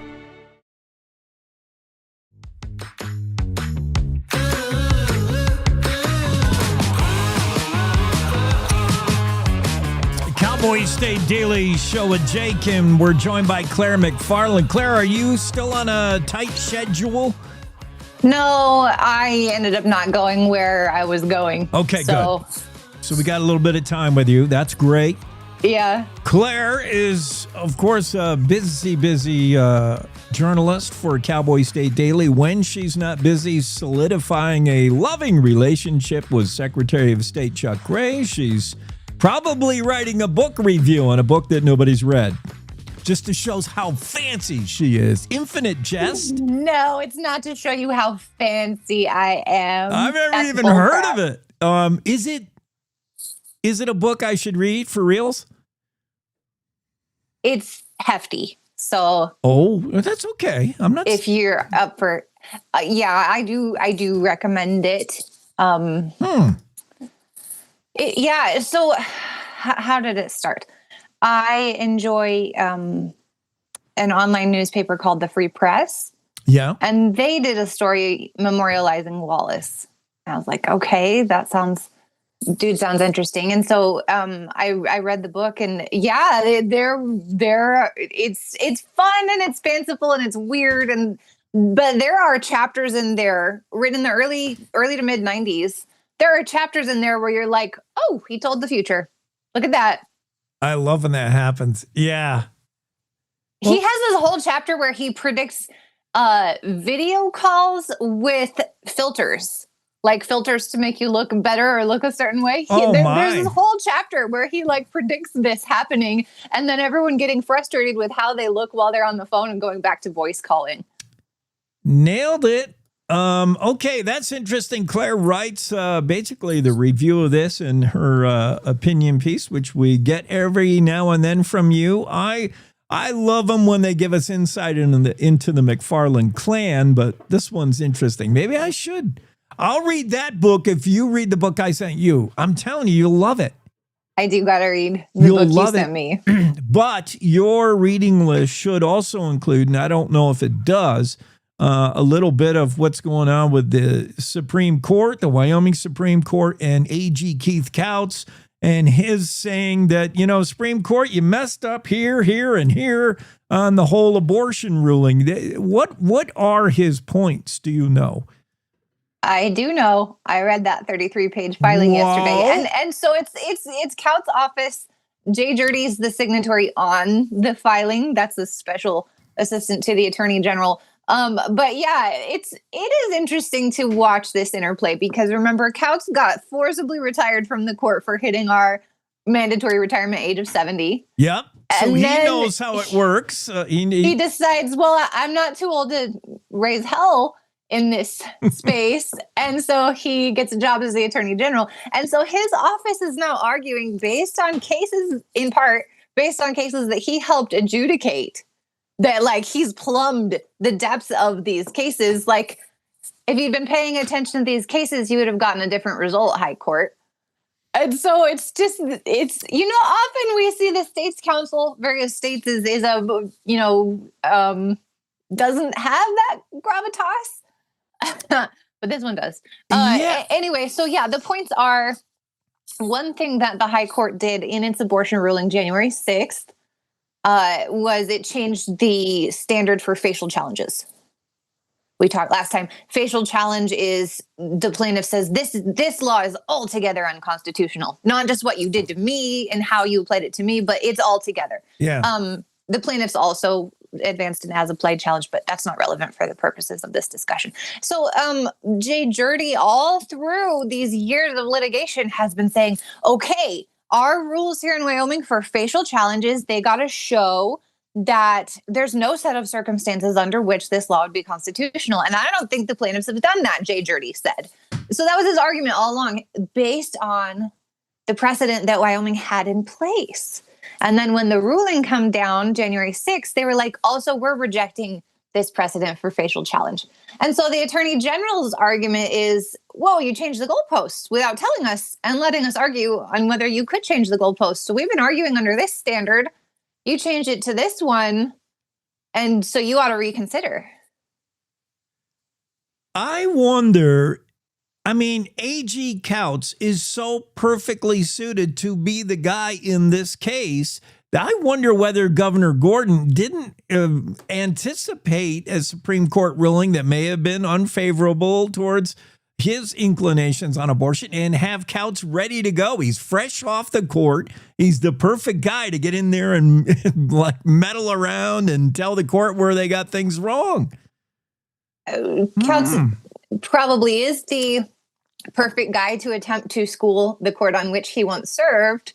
But if you can read Governor's mind, you're 3 steps ahead of me. Right. What the governor should be bracing himself for, and the Attorney General also should be bracing himself for, is the slew of medical marijuana, possibly child sex change treatment challenges that we can expect to see now that healthcare is an absolute right, elevated above your right against unreasonable searches and seizures, for example. And what about my right to get some dewormer to fight COVID? Ivermectin. Should it be? I had Russell Nemitz on yesterday, Western Ag Network, and I asked Russell if he would be my black market dealer in case I need to get some ivermectin, because right now I still need a doctor's script to get it over the counter. Is that even a possibility? States have done it. Other states. Yeah. I think that's interesting. And another thing that's interesting here is that a lot of just judging by some of the commentary and emails, a lot of the My Body, My Choice people are railing against this legislation. And so I don't know. Does a right cut both ways? We'll find out in Wyoming. Right. I anecdotally heard about how ivermectin was working for people for COVID or for its ability to reduce tumors in the body. It goes after parasites. But yeah, other than your vet suggesting it for your sick cow or horse, I don't know if on humans any doctor is ready to write you prescription. Interesting. Who proposed this legislation, by the way? It was that was Representative Gary Brown. Gary Brown. Yes. This House Bill 13 is what we're talking about. This doesn't feel like a budget concern. So you're looking at the super majority needed, the 2/3. Yeah. Interesting. Okay. Other interesting news out of the legislature. Without saying where we stand on the whole, what is JAC doing? Are they out of their mind? This appropriations committee, the cuts to UW, the cuts, and then the eventual, here's where we were going with those cuts, dissolution of the Wyoming Business Council, really aggressive budgeting by the appropriations committee, and not done. It's just their suggestion from the 12, or at least 9 of the 12.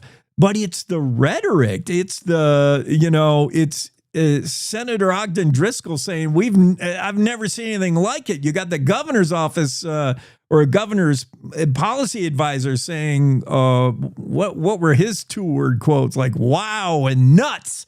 And then you got name calling Representative John Baer, who was on the show, calling Driscoll a doofus. I have never seen lawmakers address each other this way ever.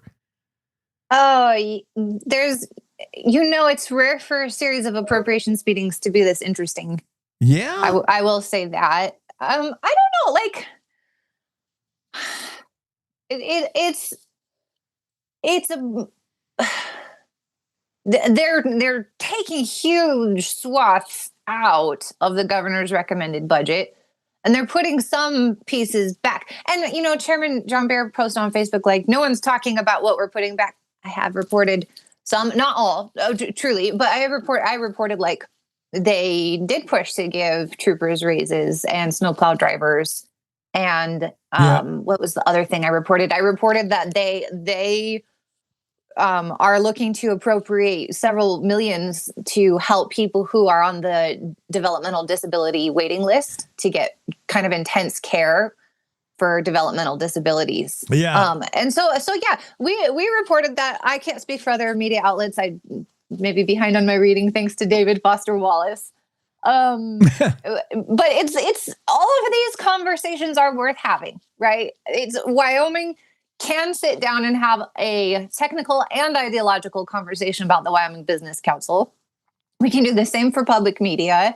Wyoming Public Television, for example, they're tricky. Like the Wyoming Business Council, some of their money goes to infrastructural things, and some of their money goes to more controversial things, right? And so it's like, we have to be capable of having nuanced discussions, not just And I believe we are. Those committee meetings unfolded, and we're going to see probably chamber debate and more committee debate during the session. Yeah, the broad stroke approach to budgeting is what the Freedom Caucus promised would happen. And they said, we're getting back to pre-COVID, pre-pandemic era budgets, and we're slashing things that what they say are ineffective and expensive agencies that funnel your money into private business. But you did highlight some of the things that they are for. And that comes from their own website as well. Pay raises for snowplow drivers, state troopers, more resources for developmental disability waivers, teacher pay raises, targeted classroom funding, etc. We'll get into the nuts and bolts of it next month, beginning February 9. You just barely, Claire, one last thing, touched on the funding for Wyoming public media, Wyoming public television. I like Joanna Kale. I like a lot of the programming, and I'm afraid that Wyoming public media or Wyoming public television gets lumped in with the whole federal thing, and it's different. It's different what they do.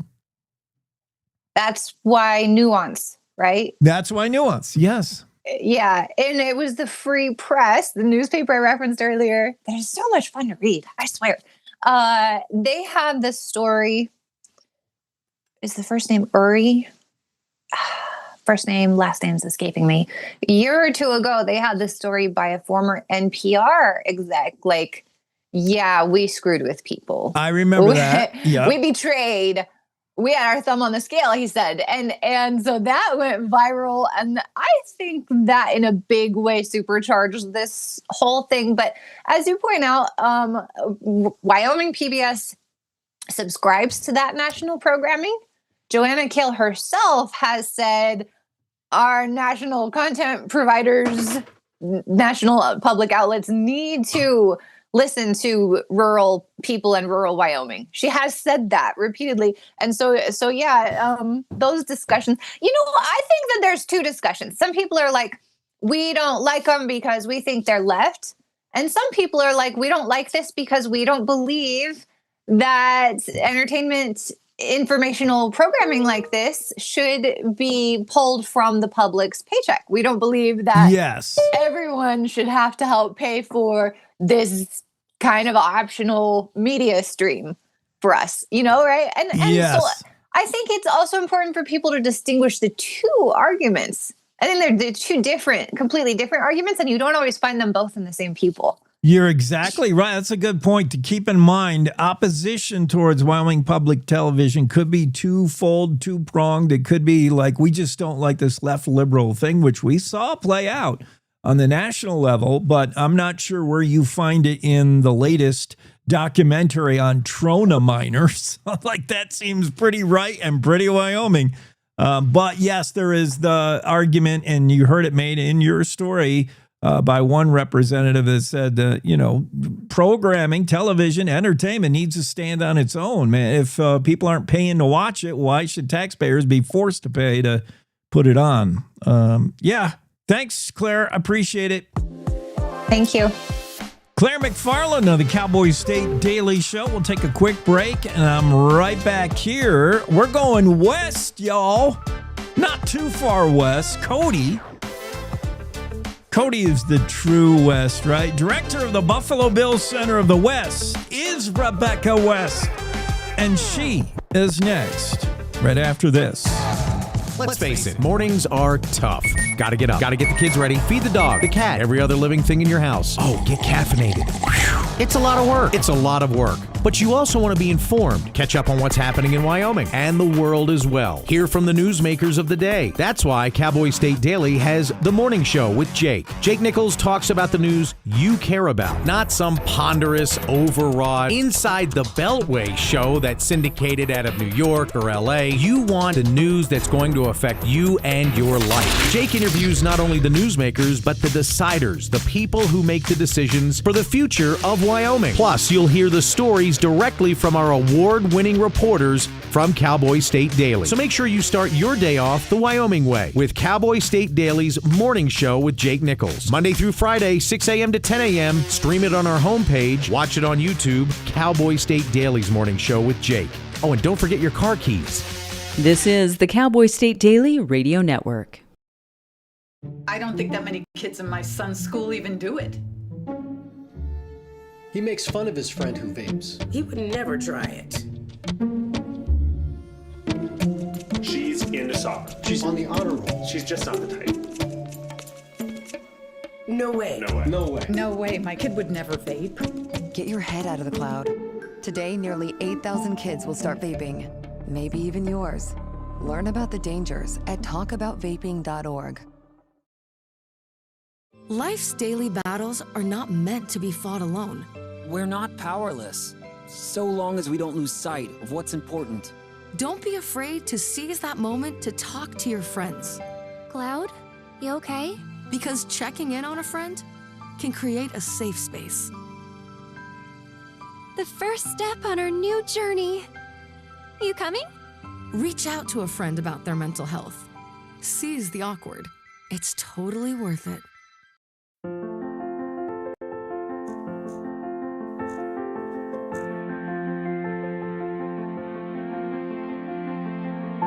There are a lot of words I would use to describe my daughter.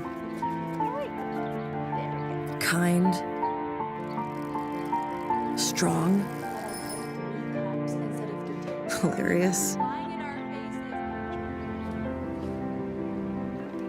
When I think about how much she's experienced in her life, on a journey that we're now on together as a family, I'll make you something to eat, okay? we can't help but be inspired by her every day. Hey, Mom, we're about to start the movie. Oh, yeah, I'll be right there. Okay. So really, we're the lucky ones. Learn about adopting a teen from foster care. You can't imagine the reward. Visit adoptuskids.org.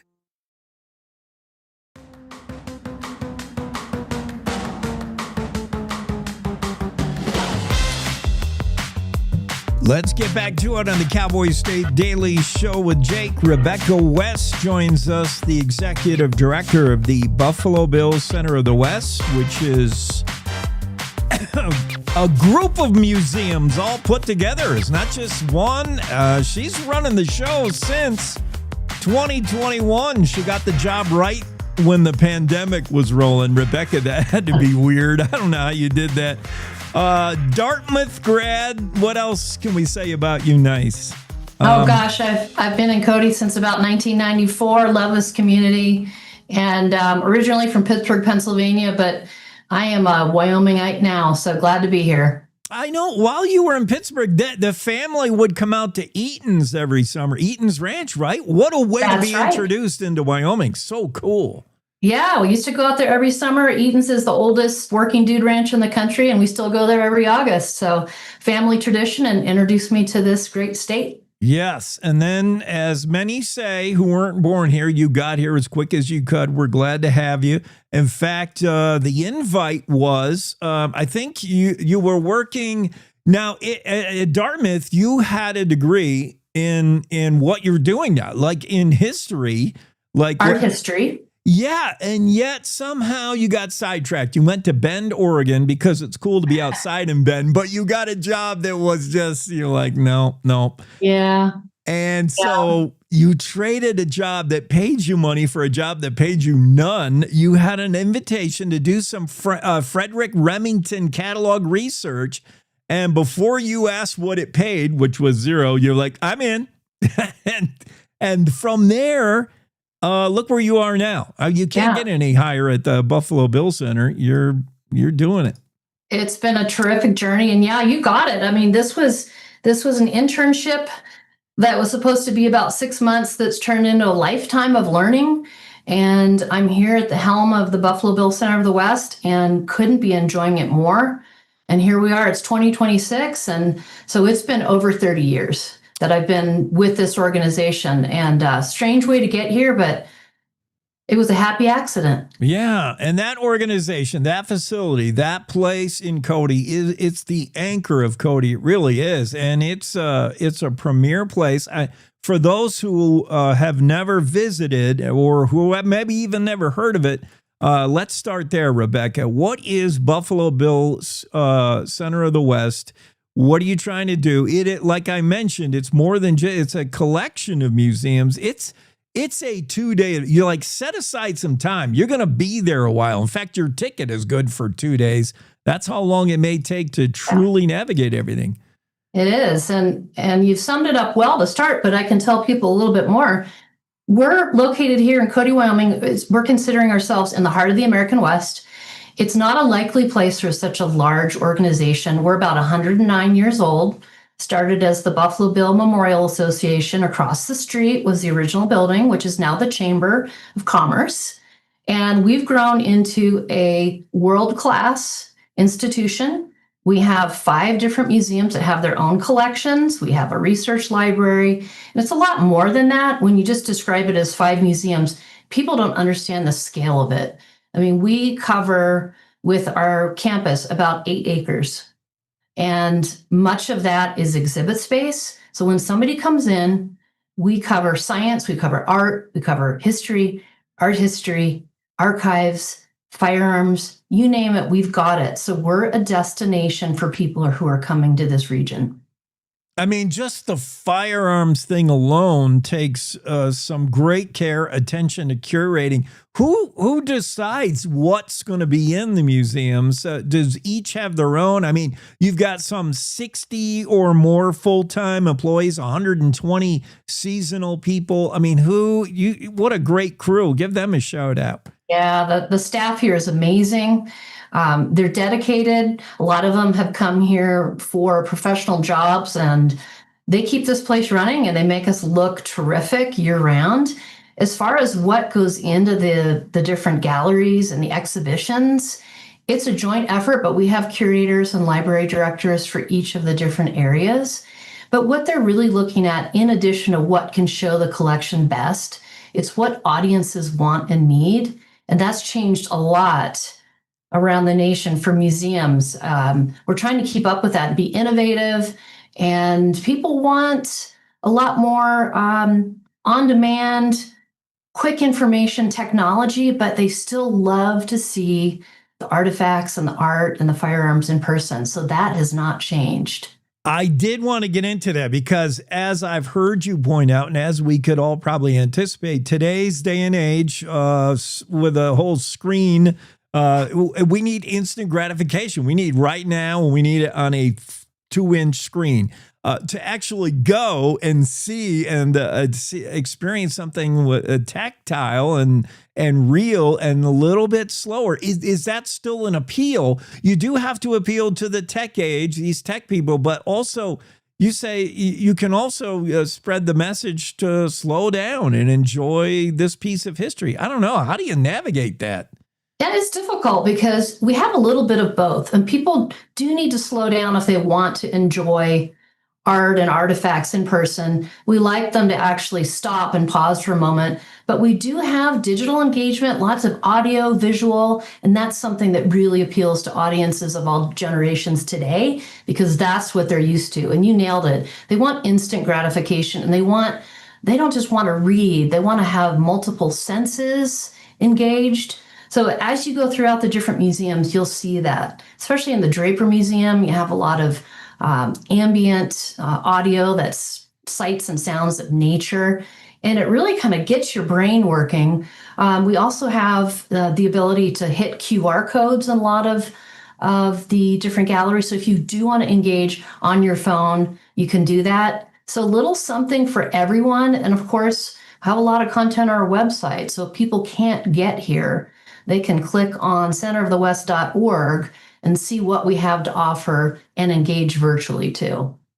We're talking to Rebecca West, Executive Director of the Buffalo Bills Center for the West, where there's a little something for everyone. Let's talk about the everyone. Who does everyone look like? Now you've got some older folks who maybe take the time to enjoy a museum, who may be living history themselves. They may have a grandfather. They'll be like, that was my grandfather's rifle. Or you have this tech generation that's grown up needing things fast. And then you got kids. I mean, I love that kids, what kind of programs, what do you do geared to get kids in the door? Because they're the next generation. I love when you'll see like an elementary school come visit, and they love it too. Yeah, there's been some really interesting studies done for museums that if you don't catch a kid before they're 12 years old and have them come to a museum, they're likely not going to be lifelong museum fans. So we want those kids. And how we do that is part of our exhibitions now, they're not all just tailored to those the museum goers that are 55 and up. They're going to go through the museum, take the time. They might be retired, coming on a bus tour. We get those kids in here with a couple things. So specific kids programs in the museum, whether they're through schools, we have a lot of summer kids workshops and activities, but also every gallery has something that's tailored to that youthful generation. So it might be making a postcard in the Whitney Western Art Museum gallery, a lot of hands-on activities. We literally try to get down physically on the level of kids so they can see things with interactive tables. So a playground. It seems like a simple thing, but a lot of museums don't have playgrounds. Kids need to move. They're not really good at always sitting down and observing like the adults are. So that's a normal thing. What we're also exploring for future is specific kids areas. And we're also looking at having some kids exhibitions in the future in the next couple of years, tailored specifically to those kiddos who may be coming through Yellowstone Park but also for the community kids that want something just for them for Park County. What a thoughtful effort to put into the programming there. That is so cool. There's a lot to it. Rebecca West, the executive director of really a jewel of Park County in Cody, Buffalo Bills Center for the West. Now, you're a Smithsonian affiliate. I know there's a relationship there. What does that mean? What is it? What's that all about? Yeah, the Smithsonian, everybody knows that name. And, they're the grandfather of the museums in this nation. And they have a wonderful affiliates program where any museum across the country can become an affiliate by applying, meeting certain standards. And it's really a support network. It's also a great marketing tool to be a Smithsonian affiliate. It means that you subscribe to the mission of sharing information and knowledge and getting people excited about the nation's history and the nation's museums. So we do a lot with them in terms of education of our staff. They also help us with different programs. They have internship programs that they support us with. And we do some loans with them occasionally of objects back and forth. And as we get into America's 250, they're doing some really exciting things to celebrate the nation's birthday. And we're working on them with some initiatives related to our Buffalo Nation theme, which is going to be happening this year, because they're exploring also how the American bison is this iconic species representing America. So you're going to see some cross-programming with the Smithsonian Natural History Museum, likely in 2026 and 2027. Speaking of the 250th, which we hear Cody is going to celebrate like no other community, Rebecca West was appointed to the Wyoming's governor task for America's 250th commemoration. So you're right there. You're right there making the sausage. Yeah, it's been exciting. And it was a great learning experience. Boy, I'll tell you what, we have representatives from all over the state on that task force.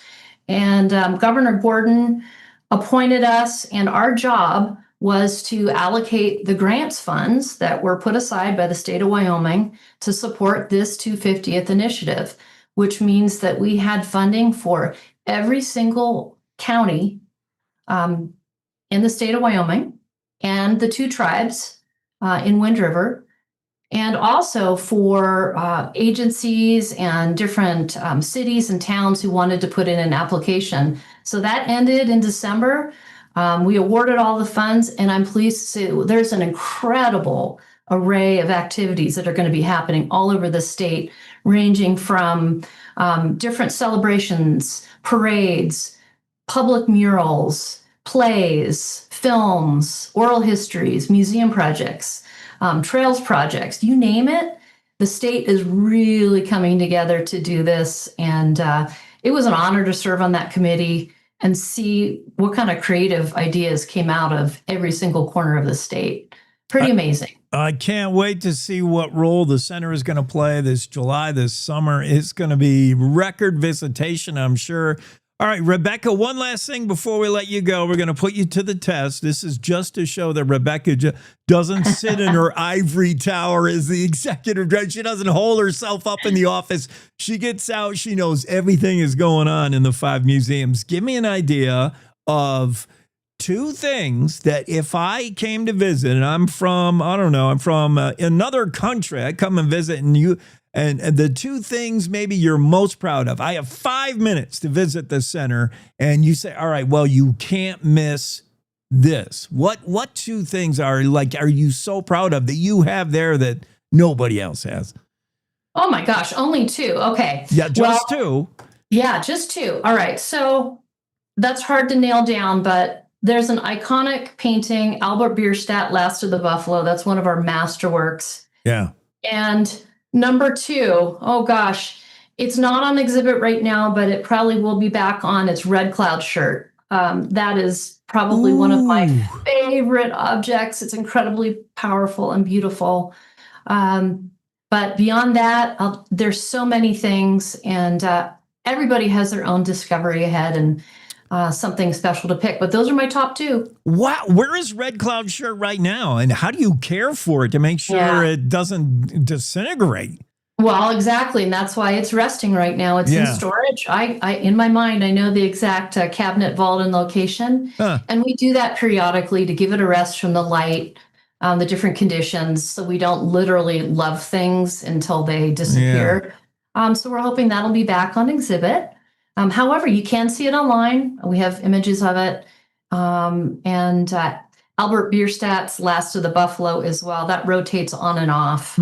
Exhibit in the Whitney Western Art Gallery. Excellent. Okay, and one last thing, Rebecca, what is something there at the center that you'd have no idea you were ever going to see? Something atypical.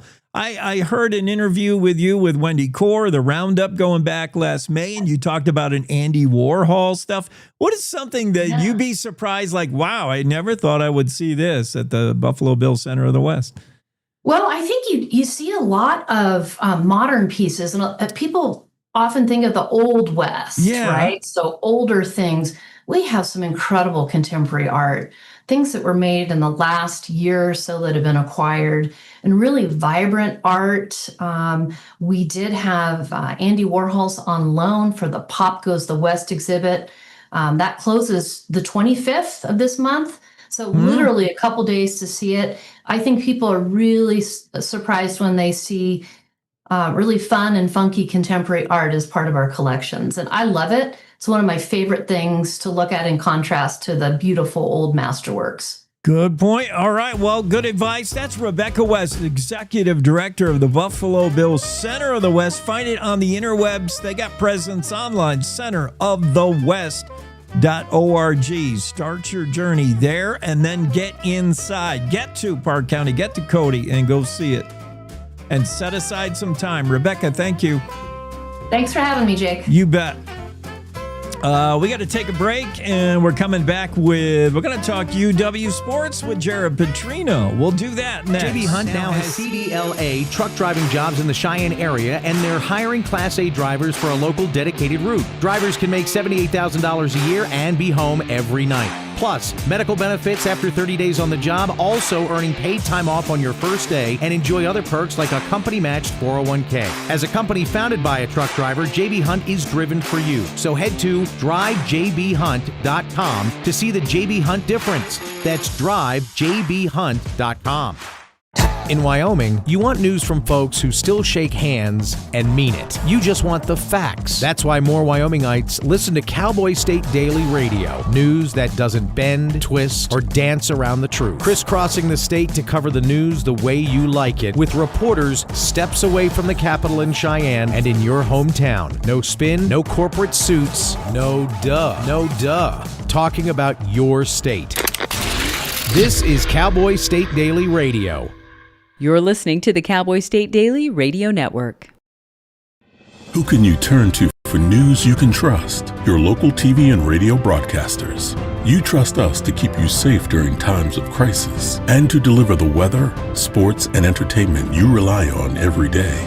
We bring you the facts you need to make decisions that matter. And as misinformation floods social media, you can trust your local stations to deliver the truth.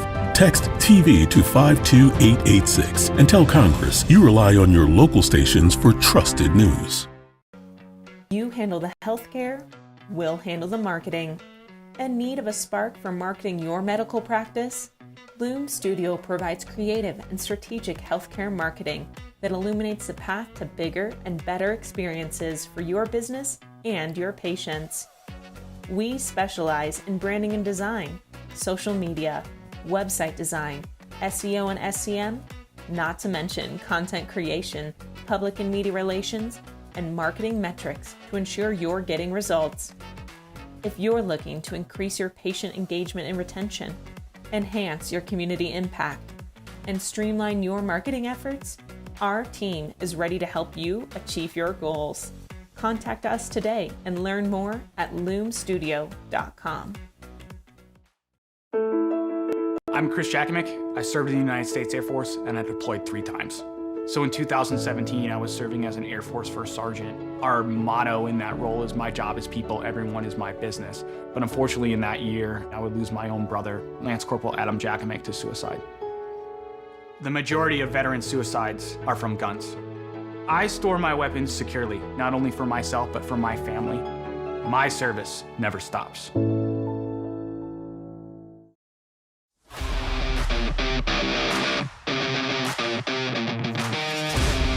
Cowboy State Daily Show with Jake on a Wednesday. That means Jared Petrino will be here. We're going to talk sports. Before we get to Jared, here's the sport I want to talk about, and I want to show you just about 10 seconds of an 8-second ride. This is my buddy Brody Hassanek covering a bull the other day. Brody's, man, I remember it was like yesterday, 2021, when he was finished third in National High School Finals Rodeo. Brody, big-time running back with the Jackson Bronx back in the day, the high school team, and one of the best bull riders I've seen. Get a look at Brody doing his thing right here. What a ride. Time to turn it up. A little high voltage from the Derby Championship Rodeo.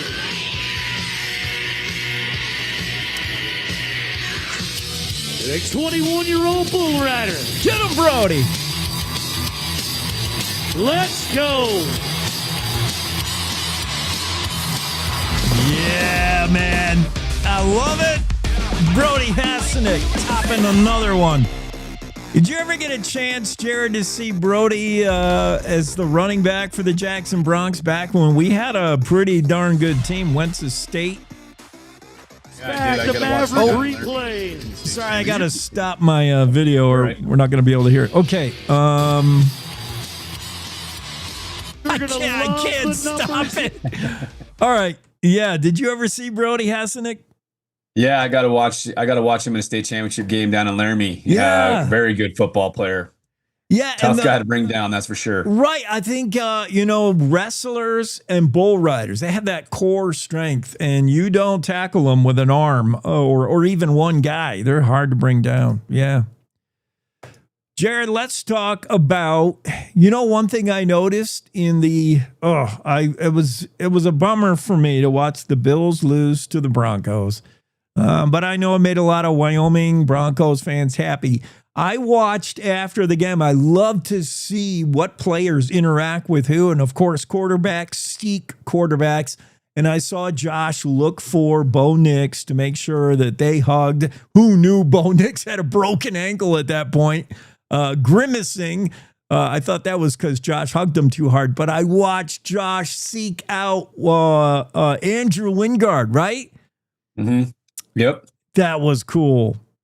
Yeah, absolutely. I mean, back-to-back weeks, we have two Cowboys on the field playing playoff football. You have Wingard versus Josh, and Wingard obviously has a little bit of insight on him and made some plays early in that game, and you could see he was kind of reading Josh pretty well. And then last week got big Frank Crum catching a touchdown pass, and so it's pretty cool to see pokes in the pros and on back-to-back weekends in divisional round football. So Josh looked for Wingard, and they had a big hug after that Bills-Jags game. Wingard even had to tackle Josh, I think, once. Set him down real easy, but it was Wyoming Cowboys in the pros. Pretty cool to watch. Frank Crum, who would have thought that guy would catch a touchdown, showing off his speed, that big guy. Yeah, absolutely. If you'd have told me Frank Crum would be in his second year in the NFL after seeing him as maybe a junior in high school, out of just goes to testament with the amount of work he's put in and what he's done, and obviously had the frame and the size and the genetics from his dad, who was a heck of a football player for the Cowboys also. So, but took advantage of it and worked his butt off, and look where he's at now. Let's talk a little bit about that stupid portal. Boy, we saw it work for Indiana. I mean, that was a turnaround in 2 years. My goodness, they win a championship. But the downside of the portal is already the younger brother of the starting quarterback declares he wants out of there so we can go play somewhere. That portal, how is it played at UW? Coach Sauvel said he had a list of 13 keepers heading into the offseason. Has he kept them? Has he kept enough for the good parts? And then have we brought in a winner with this William and Mary quarterback? Is that kid? Yeah, and I think it was. I think the biggest thing I think the biggest stress, probably more so than anything down the stretch, was their offensive tackles. They were able to keep both of those guys. They had definitely some opportunities and people talking to them late, but yeah, I think they did well. I think if there's one position maybe they didn't get their spots filled that they wanted to get filled was receiver. I think they may have fell a little bit short there on that end at that position. So they're still looking. Obviously, just because the portal closed doesn't mean you can't still get guys in the summer, but they have to be in the portal. You can't go in the portal anymore. Like it's done. The door is closed. But if they're already in the portal and they're still available this summer, maybe they weren't eligible yet and they had to get a class done or something. There's a small list, and then graduate transfers can transfer in the summer also. So they'll be keeping their ears open for a receiver, I think, come this summer.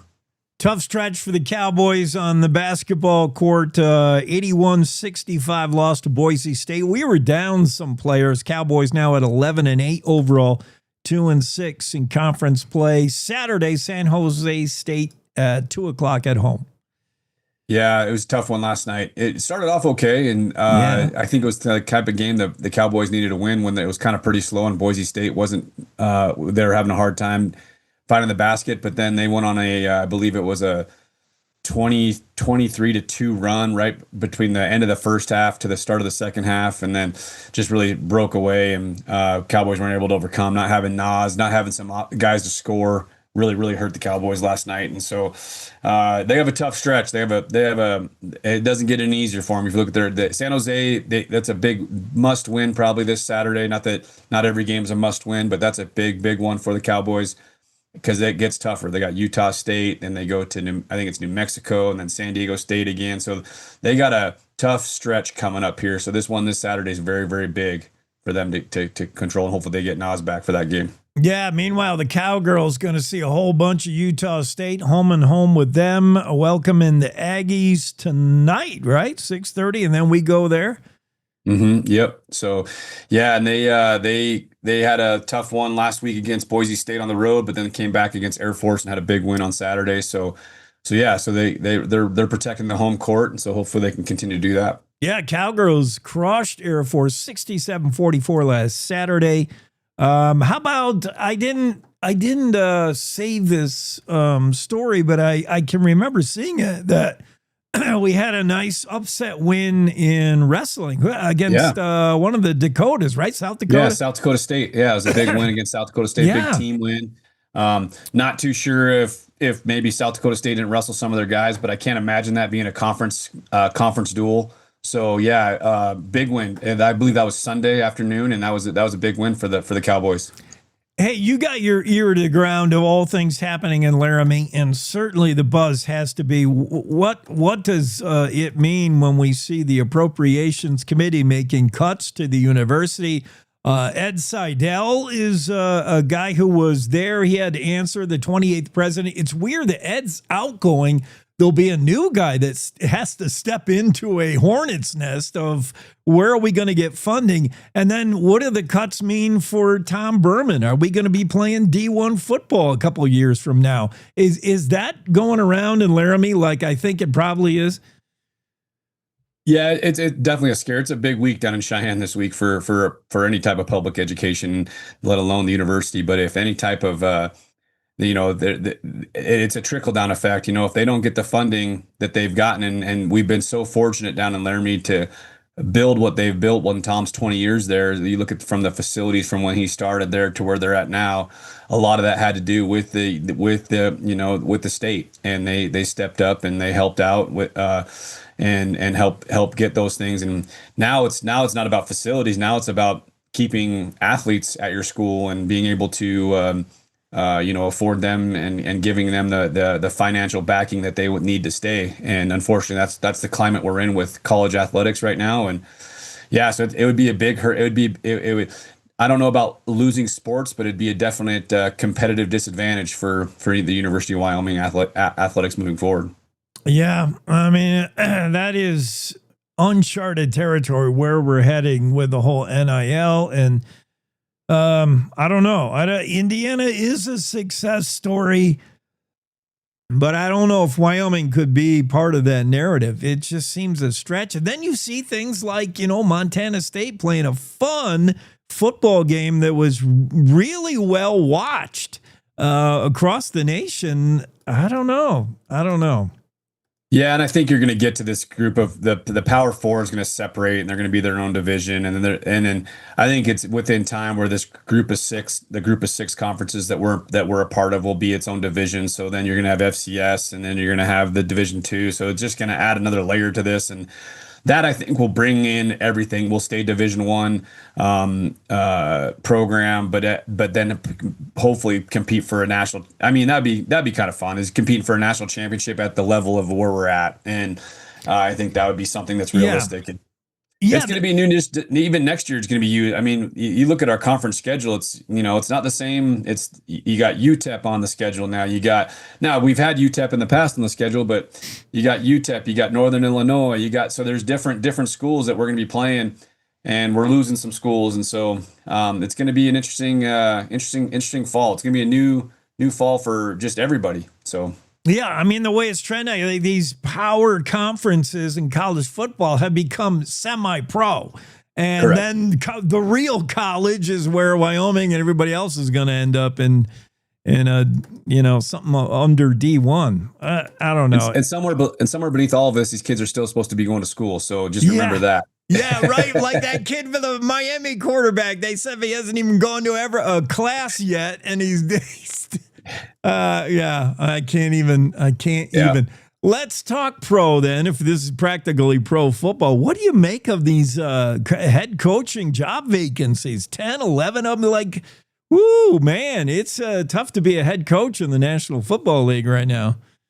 Yeah, it's a tough business for sure. And you got from one extreme to the other as far as some of these openings. You got the Browns, which has kind of been a revolving door. And then, you got some big ones like the Ravens and the Bills now. And those of the guys that got jobs earlier probably kind of kicking themselves. Harbaugh, if you'd have knew the Bills would have opened up, he might have wanted to stuck it out a little bit. But, who knows? I mean, it's going to be interesting to see. You can't interview any of these coordinators that are still playing until after this weekend. You can interview them. But yeah, I don't know, but there's a lot of good head coaches still available. If Mike Tomlin wants to still coach, and I mean, gosh, there's still a lot of good names out there, and who knows? One of these last few college guys that were still playing in these last couple rounds, you never know. This is the time where one of them jumps ship and does try that, dips their toe in the water to kind of see what the NFL's like. I can see like a Dan Lanning from Oregon or something like that. Just an example, someone wanting to maybe come up and do that. So it'll be interesting to see. Giving the dumpster fire, the UNC experiment has been for Belichick. You see his name pop up every now and then. There's job openings nobody wants. Browns, Raiders. I mean, how long are you going to be there? Don't buy a house if you get hired as the head coach. Tomlin is interesting in that he's technically stepped down, didn't get fired, which means he's under contract. If you want him, and if he truly isn't going to take a year off, could cost you draft picks. Like, you would have to work a hard way to get there. But as far as the Bills, I do, because you're such a knowledgeable sports guy, I wanted to pick your brain about the Bills and where you think they're headed with a head coach. I was surprised at the move. A lot of people say it's Brandon Beane is the one that should have got the axe. Yet he gets the promotion. I think it feels to me it was a predetermined move to put a headset on Dable. I think they wanted Dable when he was OC. They hated to see him get away to the New York Giants, but you couldn't possibly promote him to head coach at that time until, Sean, that he's out of a job. I think they had to wait till he actually got some experience, a little bit, taste, And I just can't. He's got to be the guy. Bean gets along with him. Josh loves him. The Pagulas can deal with. I think it's Dable. I don't see anybody else. What do you think? Yeah, it's interesting. They're talking about it. You think it's got to be an offensive guy for sure. Someone that's obviously familiar with Josh, and obviously Dable checks all those boxes with head coaching experience. And I think, and then the biggest thing, if they go offense, which I think they will. The biggest hire is going to be a defensive coordinator. If there's one thing that the Bills have just struggled with, they just can't seem to. I mean, I know Josh didn't play his best game. We all know that. He admitted it. He self-admitted it. But they still scored 30 points. And to score 30 points, you should win a lot more games than you are losing games. And so, especially to score 30 points against the Broncos defense. I mean, that defense is, the second best. Now they're the best because the Texans are out. But they just, I don't know, they got to do something, definitely something to make Josh comfortable, maybe be consistent. I could also see them maybe trying to find a big time defensive guy and keeping Joe Brady there as his offense, so nothing changes and everything stays the same. But then I also heard the offensive coordinator for the Broncos this morning is a sleeper pick because apparently him and Josh have trained together, and he's very familiar, like really good, really, really close. They're tight, so I don't know. It'll be interesting. I heard he's kind of a sleeper name in the fold there too. Yeah, I think lost in the shadow of all this talk of a new head coach and who's going to be the OC if Brady leaves is going to be the defense. The defense is why the Bills aren't moving on. Defense wins championships, and that Bills defense was horrible, and a lot of that's on Brandon Beane. They just did not get the horses, but yeah. One positive we can take with the Bills losing is I can confirm that the new offensive coordinator is in Laramie as of last night. So that's so he's boots on the ground, so right. ready to roll. So he gets to start that new job as soon as he's done with that one. Oh, that's cool. That'll be exciting. I forgot about that, Jared. So, all right, we got to roll, man. Have a great weekend. Thanks for coming on. You too. We'll see you guys. Cowboy State Daily. It's Jared Petrino. We got to hit news. Let's do that right now.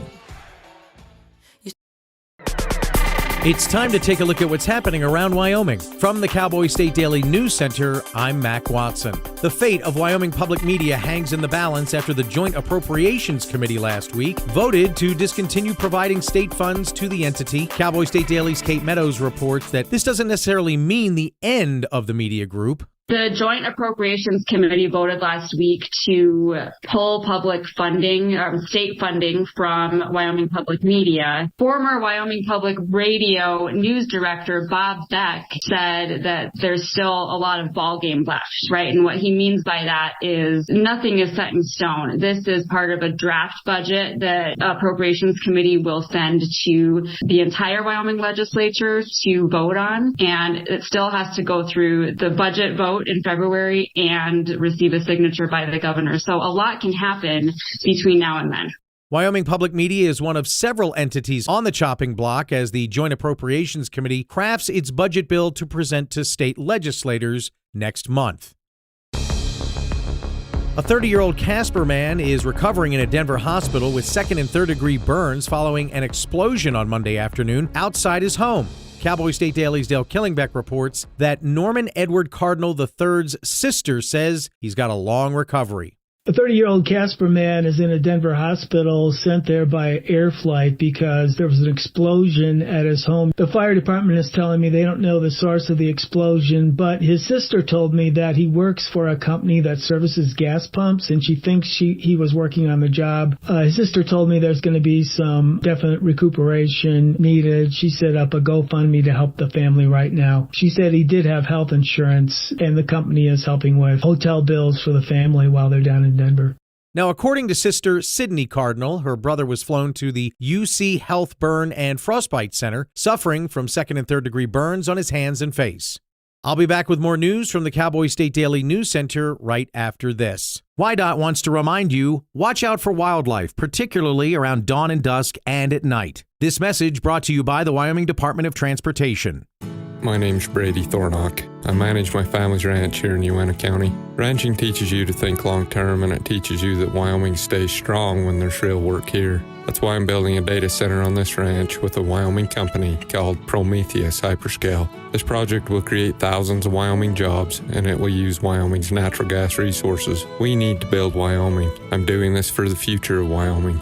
Build Wyoming with Prometheus Hyperscale. Go to buildwyoming.com. Cowboy State Daily News continues now. A Torrington man remains in critical condition in a Denver hospital Tuesday after a chase through 2 Nebraska counties ended with him being shot by pursuing law enforcement officers. Cowboy State Daily's Greg Johnson reports that details are slim, but the man's been identified as 42-year-old Victor Martinez. Just what they were stopping him for, we don't know yet. The authorities there say they're still investigating. And because it's an officer-involved shooting, they passed it over to the State Patrol there to handle that. So State Patrol is gathering up, and so anticipate we'll find out some more information about that. It looks like it started in Scottsbluff County, and it ended in Sioux County, which is just north of Scottsbluff County. They said the chase lasted about 20 minutes. Nebraska State Patrol spokesman Cody Thomas tells Cowboy State Daily that Martinez was shot at least once Friday evening after leading multiple law enforcement agencies on a chase that began with an attempted traffic stop.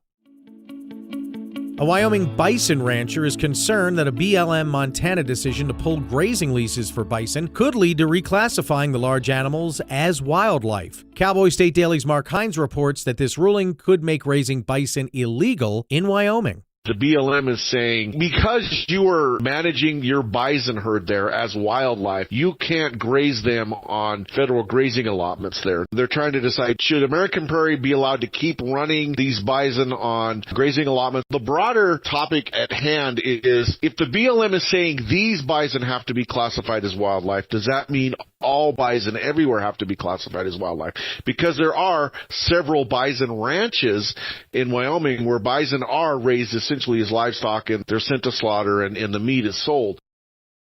The Bureau of Land Management is calling for bison to be removed from 7 grazing allotments totaling roughly 63,000 acres in Phillips County, Montana, so says the Western Ag Network. And that's today's news. Get your free digital subscription to Wyoming's only statewide newspaper by hitting that daily newsletter button at cowboystatedaily.com. I'm Mac Watson for Cowboy State Daily. Gracie and Pedro might not get along so well. They're standing on my tail. But there's one thing they agree on. There's a right seat for everyone. Oh, that's the good stuff. Whether you're a dog, Hold on, Pooch. a cat, a fish, or a rat. And I'm a ferret. Be sure to travel safe. How can you be so sure? I'm absolutely positive. On your next adventure, make sure your children are in the right seat for their age and size. Get it right at nhtsa.gov/the right seat.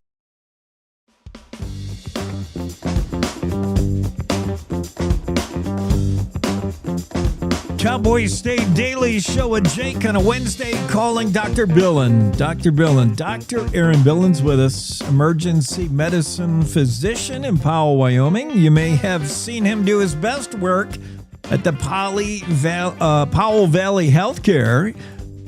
If you are an unfortunate one to have him hold the stethoscope to your chest in the backcountry, if you got yourself injured, well, the bad news is you got yourself injured in the backcountry. Good news is Dr. Billin's on it. He's also with the Park County Search and Rescue as their trauma doc. And I believe you're still the health officer, Park County health officer, right, doctor? Yes, that's true. Good to be with you, Jake. Good to be with you. Thanks for being on. I want to talk about all 3 of those roles. So let's start with just the day-to-day doctoring at Powell Valley Healthcare. How long you been there? How you like it? I think did you go to St. Louis for med? St. Louis University Medical School. I'm actually retired from emergency room practice as of about 18 months ago. Get out. All right. I was at Powell Valley Healthcare as medical director of the ER for about 10 years. Okay, very good. So you're still, I'm hoping, got your finger on the pulse, definitely as the health officer, because I do want to talk about, starting with this year's flu season. Oh, my goodness, we're hearing neighboring. It's getting here. It's getting to Wyoming. May already be here. It's in the surrounding states. Colorado is just blasted with the flu this year. Idaho. It definitely is. Certainly Wyoming, back east. We're hearing this as a particular virulent flu. It's maybe not what the vaccine had targeted. And I mean, it's a nasty one, and it's spreading pretty easily. What are we seeing in Park County and Wyoming in general? Well, as you mentioned, influenza comes in two varieties, influenza A and influenza B. And influenza A has been predominant this year, particularly the subclade K. And initial concerns were that it was not included or covered adequately in the initial vaccine for this year. But follow-up research has shown that the vaccine will probably cover it really quite well and prevent serious illness. Even now, I have heard that like every year we have to figure out what the flu strain is going to be. Off in the Far East, we develop a vaccine for it, and every year it's pretty predictable which H and N's are going to line up where. But even if it's a kind of a swing and miss or swinging a foul ball instead of a home run, it's still effective, right? A vaccine, even if we didn't target it perfectly. Well, the effectiveness of the vaccine varies. I've seen it as low as in the 30th percentile and as high as 80th and 80th percentile. And what these scientists do is they see what flu is predominantly in the southern hemisphere, New Zealand and Australia, because their winter is our summer. Right. And they see what's circulating in the southern hemisphere, and that's how they know what flu strains to include in our flu vaccine in the northern hemisphere. This subclade K, yeah, I've been hearing about it. That's what's making this flu a little different and a little nasty. People who have gotten it say they're a little sicker, but it's the way it hangs on. It kind of reminds you of, there's certain. Actually, let me ask you, Dr. Billin, the difference between flu and what we call around here the crud, that cold that just seems to hang on and won't go away. What is the difference? Does it even matter as far as treatment? When should you go get tested? When should you go find out? Do I have influenza A? Do I have COVID? Do I have a cold? And does it matter? What is it going to manifest as if it's flu or if it's a cold or what? Well, the crud is obviously a colloquial term that we use for having a respiratory illness, and that's usually in people who haven't been tested. And as you know, in the respiratory virus season, things that can be going around are COVID-19, influenza, respiratory syncytial virus, pertussis, the common cold, and much of what people experience is the common cold. And when they say it's been lingering for a long time, that's because often respiratory viruses are caught one after the other and they blend into each other. And that's why the symptoms seem to move around and seem to morph a little bit. But people who are seriously ill, particularly having difficulty breathing or dehydrated, should go get evaluated. Or people who live with children too young to be vaccinated against some of these illnesses, or people who are immunocompromised or elderly should know what they have to avoid passing it on to people who could have a bad outcome from having the influenza. Yeah, so maybe what you're experiencing with 4 weeks of lingering cough or whatever, it could start turning into, and in my case, I think I had a cold, it just wouldn't go away, and maybe a little touch of RSV and a couple other letters, and pretty soon I had a pneumonia, walking pneumonia, whatever that, like, what can we, if it's too late, we haven't got the flu vaccine, we probably got the flu now, or we have verified, tested, we got the flu. What are some treatments? What can we do? Well, I posted about this recently on my public health officer Facebook page, but there are antiviral medications that are very effective for the influenza. And there are basically 4. 2 of them are quite common, have been around for quite some time, particularly Tamiflu. It's been shown to reduce significantly the severity of the illness and reduce the length of the illness by 2 days. By 3 days, if you're an infant and Tamiflu was started within 24 hours of the onset of illness. So it can really reduce the significant severity of the illness. And if you reduce the duration of the illness, you reduce the number of people that you expose to it. I want to come back to illnesses like these and your role as public county health officer, but let's quick switch gears just for no real reason. And let's take you on the search and rescue team. You got a call out for a lost snowmobiler. It's been over a day. You finally find him. Chances are in this situation, you're probably not going to test for influenza A. You're pretty sure you got hypothermia and a broken leg. What are some of the things you see in the backcountry in this role? It's got to be a lot different. Well, technically, my role in Park County Search and Rescue is as a search and rescue volunteer who happens to be a physician. And we've had up to 4 physicians on our team. We currently have 2 physicians, and we have a PA and a couple EMTs and about 10 wilderness first responders. And those licensed healthcare providers make up our medical advisory committee. So we see everything from overdue hikers and hunters. We don't know where they are and we don't know their condition. We have to go look for them, to people who are stranded and uninjured and have been able to activate their InReach device or call for help through the satellite function on their recent iPhone. And we even see people who are significantly injured and they need to be treated in the backcountry, stabilized, and then evacuated. And we're doing that more and more by helicopter, especially with our collaborative efforts with both First Flight of Wyoming and Guardian Health in Cody. Yeah, I can imagine that is also a medical team call. Like when you find out somebody's got a compound fracture and they're in the middle of nowhere here, you could get them out on a 4-wheeler, but your advice, as a medical guy attached with Park County Search and Rescue is, this is a bad injury. We need to get them out of there as fast as possible. That's true. And we sometimes see severe injuries. And of course, evacuation on horseback or a 4-wheeler is not really feasible when somebody is severely injured. Or not fun, yes. And some people, the horse has got you into the problem in the first place. You definitely don't want the horse transporting you out. Dr. Aaron Billin is with us.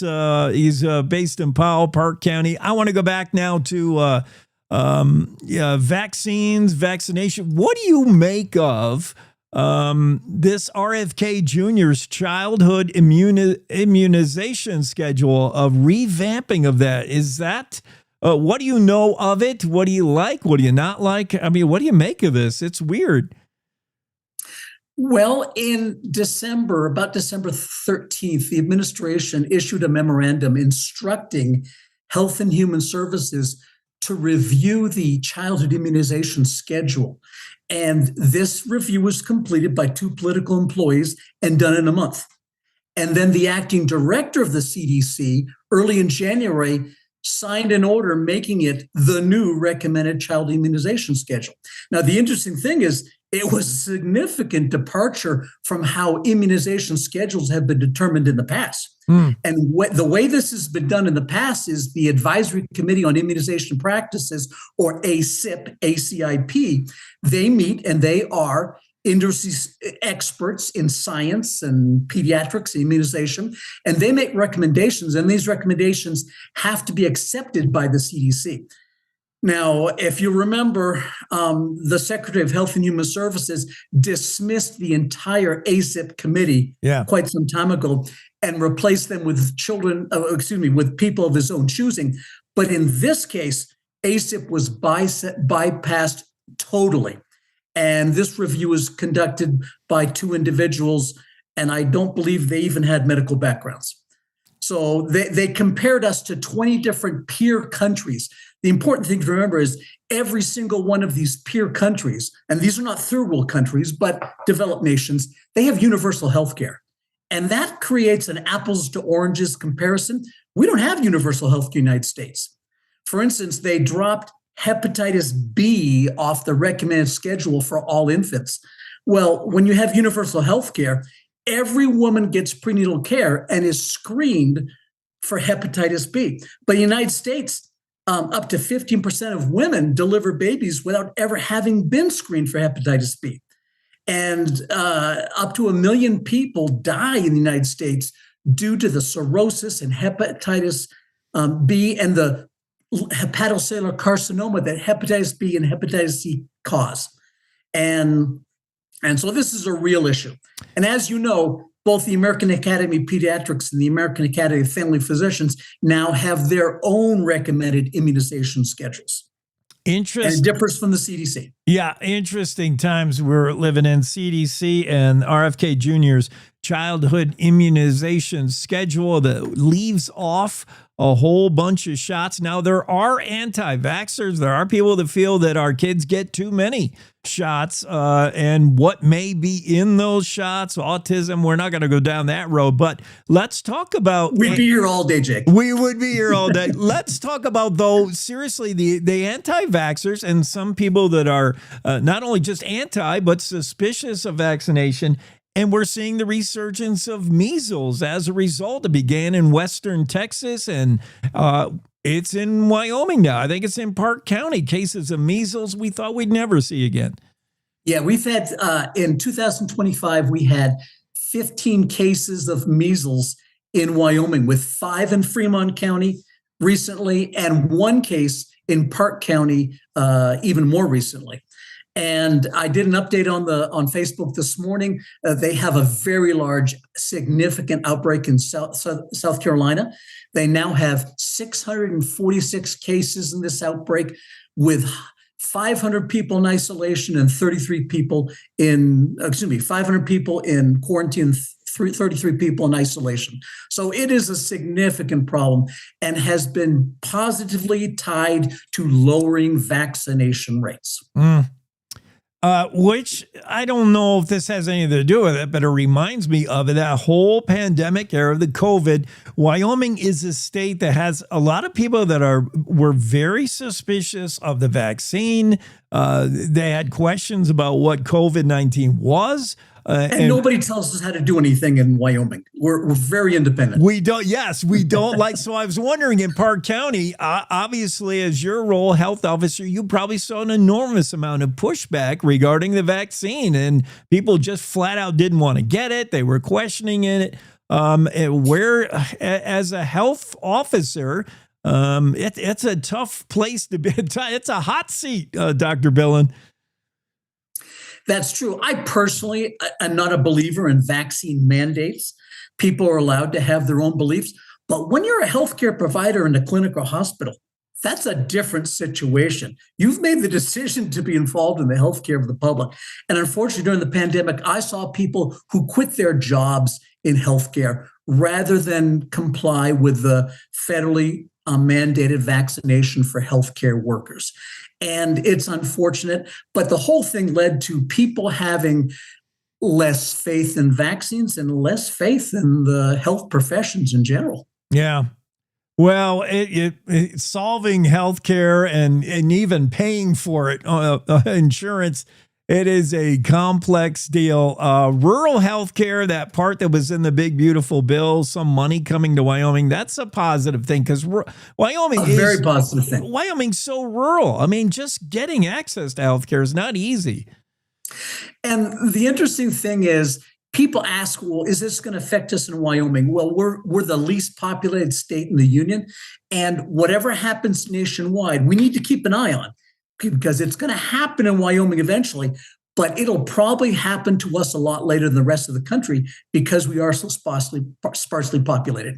Similar to, yes, the spread of this year's flu, influenza A, with a little side subclade of K, whatever that is. We traditionally peak later than the rest of the country. Yes, so I'm already hearing people getting sick, like in Evanston, probably influenced by Utah and Idaho. Evanston community saying, yeah, it is rolling through there.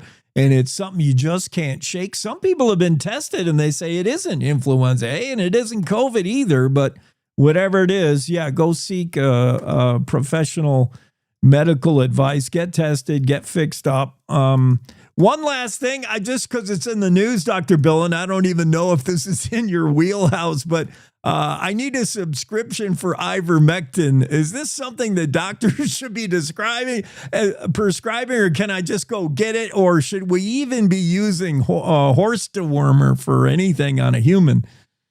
Well, to treat this topic thoroughly, this would also take all day, Jake. But keep in mind that early in the pandemic, what was very important was the repurposing of medications that had one use for a new use. They're already FDA approved as being safe for humans, but now it was important to look for other medicines that could be effective against COVID-19. There were a few studies that showed some promise early on, but many of these studies were retracted by the journals they were published in because they were falsified or the data manipulated or they were just preliminary data. But the research has been very thorough since then that ivermectin is not effective against COVID-19 or any other respiratory viruses. Now, some states like Texas have taken the step of making it available over the counter. And I have seen on my reel on Facebook videos of moms who give instructions, including dosage, on how to use horse wormer to fix the common cold or whatever ails you. I'm worried about that because I understand now we're entertaining a bill in Wyoming to make ivermectin available over the counter. And I think that has real concerns to it. Perhaps Wyoming should not be taking medical advice and from Texas the way I don't know if there's good physicians in Texas, but definitely not from moms on TikTok. Yes. Where did you get your degree? This guy, St. Louis University. She, TikTok. I watched TikTok for 10 seconds. Yeah, good point. Dr. Aaron Billin joins us. Hey, thank you. Appreciate you being on.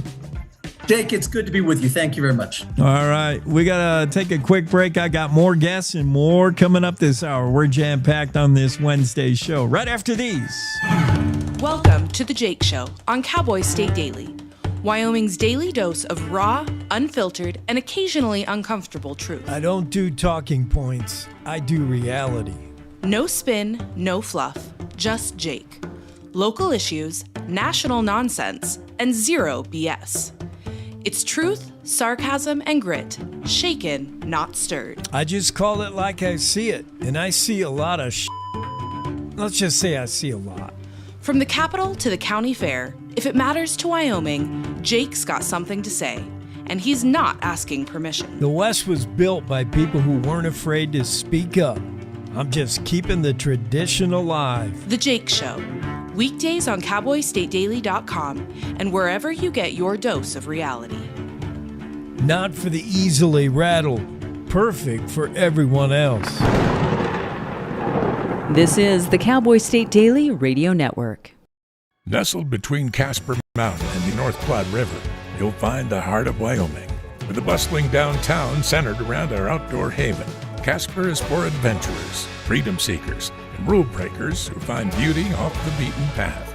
So if touchable history, a vibrant community, and uninterrupted outdoor recreation define your travel itinerary, allow us to welcome you to the one and only Casper, Wyoming. Plan your trip at visitcasper.com.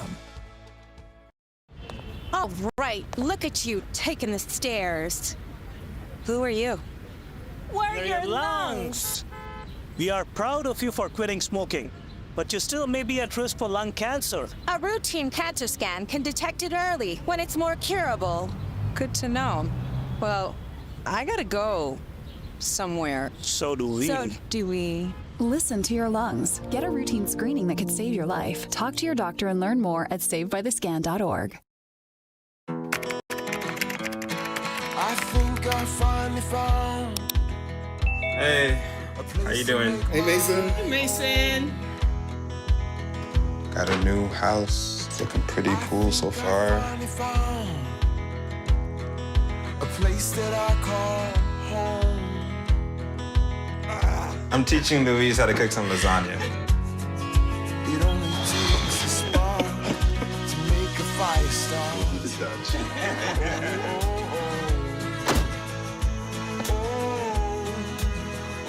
Thank you. Study, please.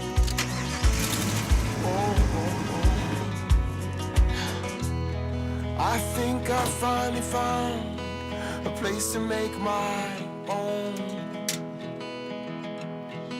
A place that I call home. This place that I call home.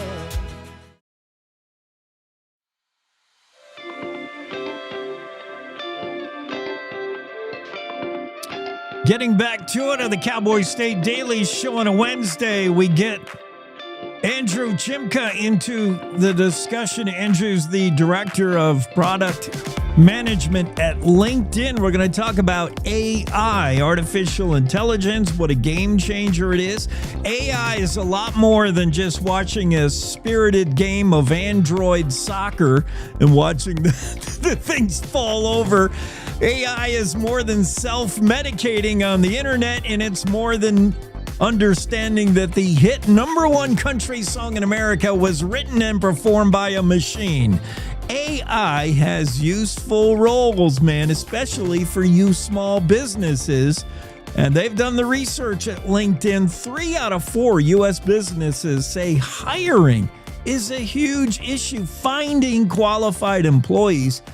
Artificial intelligence can be employed in that area to help a small business find the right candidate. For instance, combing through tons of resumes. I don't know, Andrew, first off, thanks for being on. And how did you think to do this study to find this information? I'm not surprised by it that small businesses can really benefit using AI just in the hiring process alone. Yeah, no, I think you hit right on it. January is one of the biggest hiring months of the year. And so every year we pay close attention to the 2.7 million small businesses that use LinkedIn to hire every year. And we surveyed them. And like you said, we learned that 79% shared it's harder to hire this year than last year, with the majority saying it's a lack of qualified applicants that's making that challenge for them. At the same time, they're sharing optimism that AI tools will make it easier and help them compete for talent in ways that they haven't before. So a little bit of optimism there as well. Now, how can businesses, you just mentioned how businesses feel about the hiring landscape in 26, the challenge of finding employees. How can they go about even utilizing AI to make their next hire? What are the first steps? Yeah, some of the first steps are trying tools that you know and trust, like LinkedIn.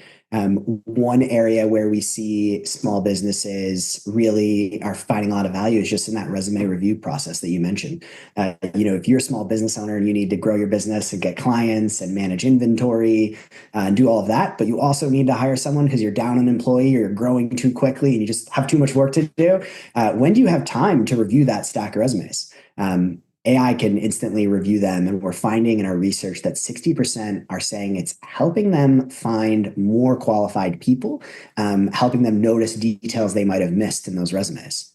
So let's say, time constraint, I can understand. Small business owners, they got to do everything, man, from punching the keys on the cash register to they got to run the whole business front to back. That's why they need more employees. They don't have time to go on the employee search. Maybe they're looking for something very particular that AI would be really useful in. Let's say you're in Minneapolis, you make widgets. You're looking for somebody who maybe isn't in the Minneapolis area or is willing to relocate, has an art background, and is looking for a job in this pay rate. Like all those things, you could get AI to go out there and find your next employee.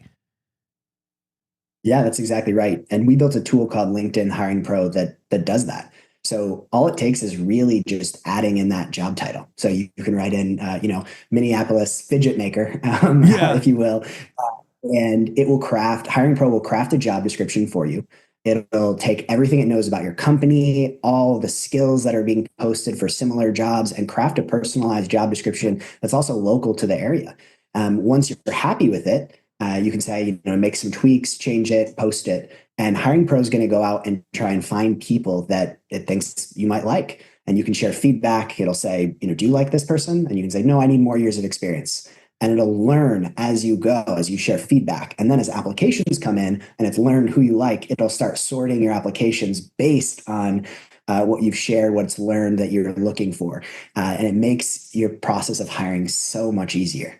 Oh, I like it. Genius idea. Hiring Pro. Andrew Chimka, Senior Director of Product Management at LinkedIn. Hiring Pro is one tool you can utilize. Make AI work for you. Harness computer power in your hiring process, because that's a huge issue. I mean, we hear that all the time, and I hear it directly from business owners. I cannot get employees. I don't have time to hire them. I can't find them. LinkedIn, obviously the online source we all know to go to, whether you're looking for a job or looking for an employee. Smart move, Andrew. Whose idea was that? That's you, right? Hiring Pro. Yeah, a great team here at LinkedIn. We really spend a lot of time speaking with small business owners like yourself, and just really making sure that we understand what they're looking for, where are they having challenges, where are they spending a lot of time that they wish they could get back. And so great idea from a great team here at LinkedIn, but also really inspired by the millions of small businesses that use us to hire every year. All right. So I go on LinkedIn occasionally to see what my latest messages are, to update something about me. But I want to go directly where I'm going to use this stuff. I want to do stuff with Hiring Pro. Where do I go? LinkedIn, I imagine, is where to start. But where do I go to learn more and get involved? Yeah, go to linkedin.com/hiring pro. And if you're a U.S. business, you can get started with just adding a job title and save some time.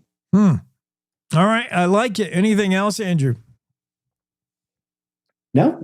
One thing that we did here is small businesses shared they're saving 6 hours a week when they're using it. So if you think about getting time back, having AI work for you, if you can save almost a full working day that you would have spent hiring back, growing your business, managing clients, customers, it's pretty meaningful. So definitely big time savings, and just, try the tool yourself.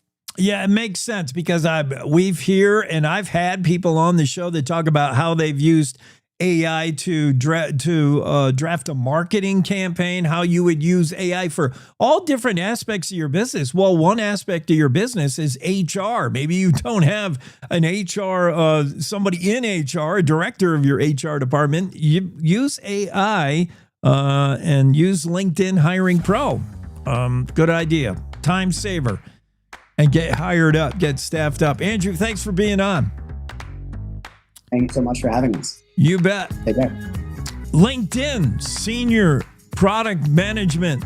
It's Andrew Chimka and Hiring Pro. And yeah, the numbers are there. They've done the research showing AI a game changer for small businesses, essential for hiring in 2026. I think so. 3 out of 4 small businesses say hiring is harder and takes time, and it's a hassle. 79% of small business hires in the United States reporting finding qualified candidates harder than ever.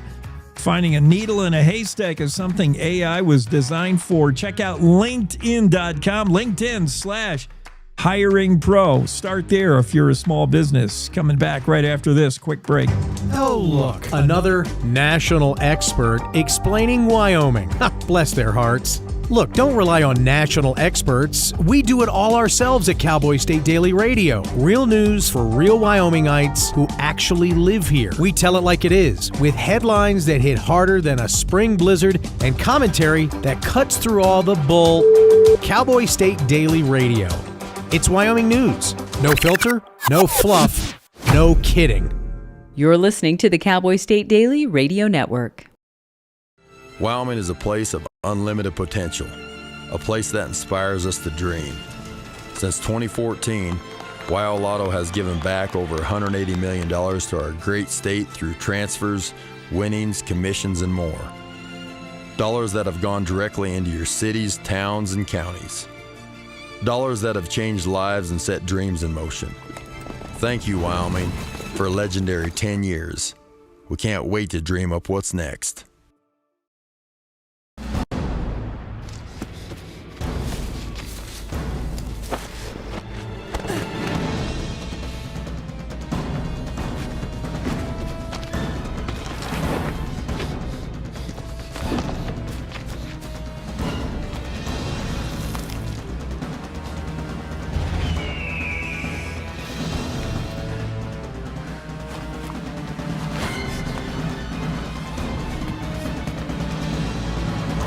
the mighty might not see it coming. It's prediabetes, and it captures 1 in 3 adults. You may not even know you have it, but you can escape. Take the 1-minute prediabetes risk test to know where you stand. With early diagnosis, you can change the outcome and prevent or delay type 2 diabetes. Be your own hero on smartphones everywhere at doihaveprediabetes.org. Whether it's our stories, the warmth of our laugh, or our family's secret sauce, we all bring something different to the table. So make some space. The power of connection is waiting right outside your comfort zone. Learn how you can help strengthen your community at belongingbeginswithus.org/teamup.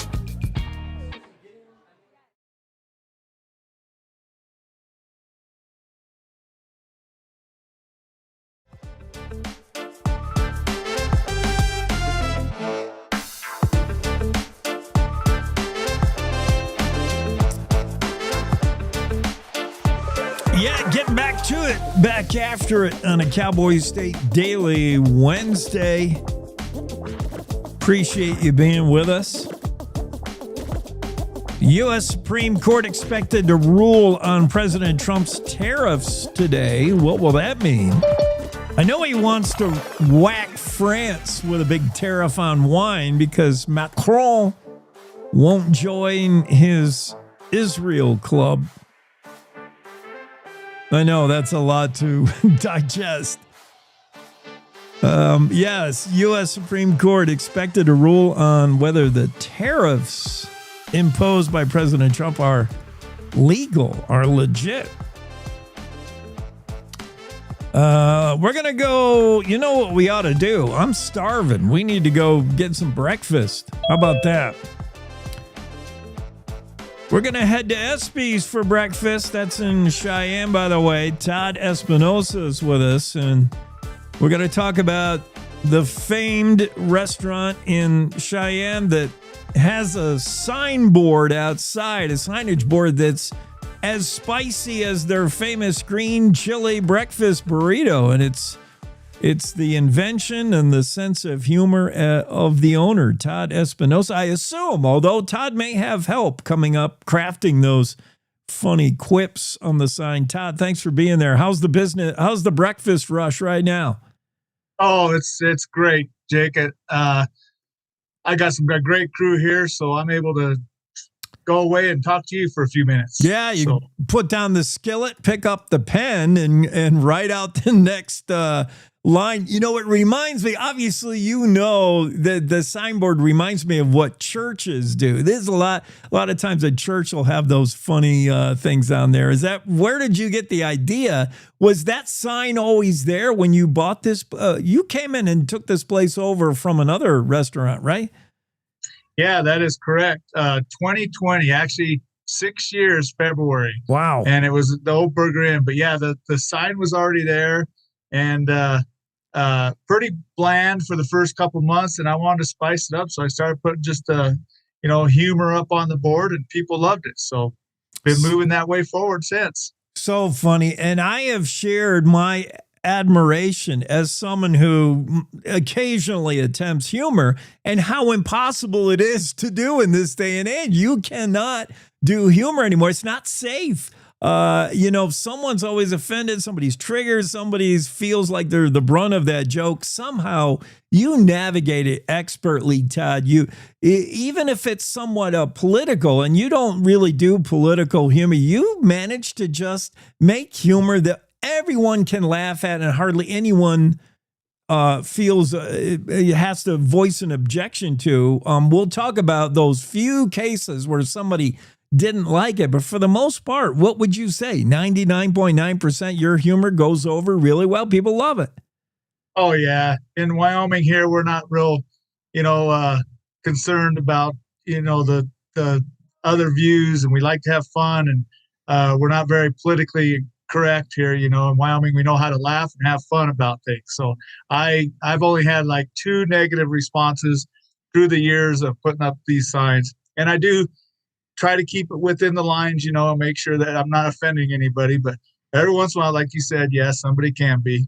Yeah, and we'll tell you who. And very often it's not even the user group that, the joke might be targeted. It's somebody sticking up for them, which we see all the time. But right. let's talk about, I want to go the first time I got turned on to you, because I'm way over here on the other part of the state. I have not yet had a chance to sit down at Espi's restaurant, but I will one of these days. Okay. 904 West Pershing Boulevard in Cheyenne. First time I learned of you and what you're doing was the gay joke. I thought it was funny as could be, but it's one of those times where you laugh and then you wonder, I wonder what the gays think. What does the gay cowboy say to his horse? Hey. And so that is, come on. That's funny, I think, even if you're gay. So we did go find somebody who's gay. We did find a group, the Wyoming Equality LGBT group, and they loved it. In fact, they loved it so much, they took it and ran with it. They said, this is a funny one. We had a Wyoming Equality Executive Director, Sarah Burlingame, on the show. And she said, yeah, we shared that joke on Facebook and said, what other jokes do you know that are just as funny? So they loved it. Yes. Yeah, we got a good response. It was awesome. The senator that's openly gay that came out and said, yeah, we love it at the ranch. The LGBTQ community backed us. It was awesome. It was a great response. And it was right before Frontier Days too. So yeah.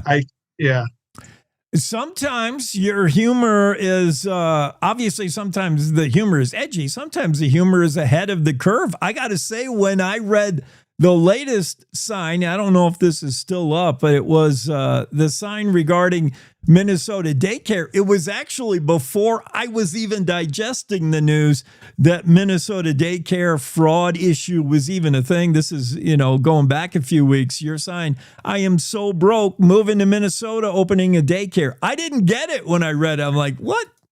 You were ahead of it, Todd. Nice. Thank you very much. Yeah. I get a lot of help from my customers, my employees on coming up with some of this stuff. But I was just sitting back watching the news and it just clicked. I was like, yeah, I know what I'm putting up next. I usually change the signs between holidays, so it was between the Christmas and the New Year's holiday. And during the New Year's, that's when I came up with that. So, yeah, it's still up. Yeah. So, yeah, that was going to be a question. Like, how often? Is it pretty regular? Do you just get a sense, all right, this one's tired, time to come up with a new one? How long do they stay up for the most part?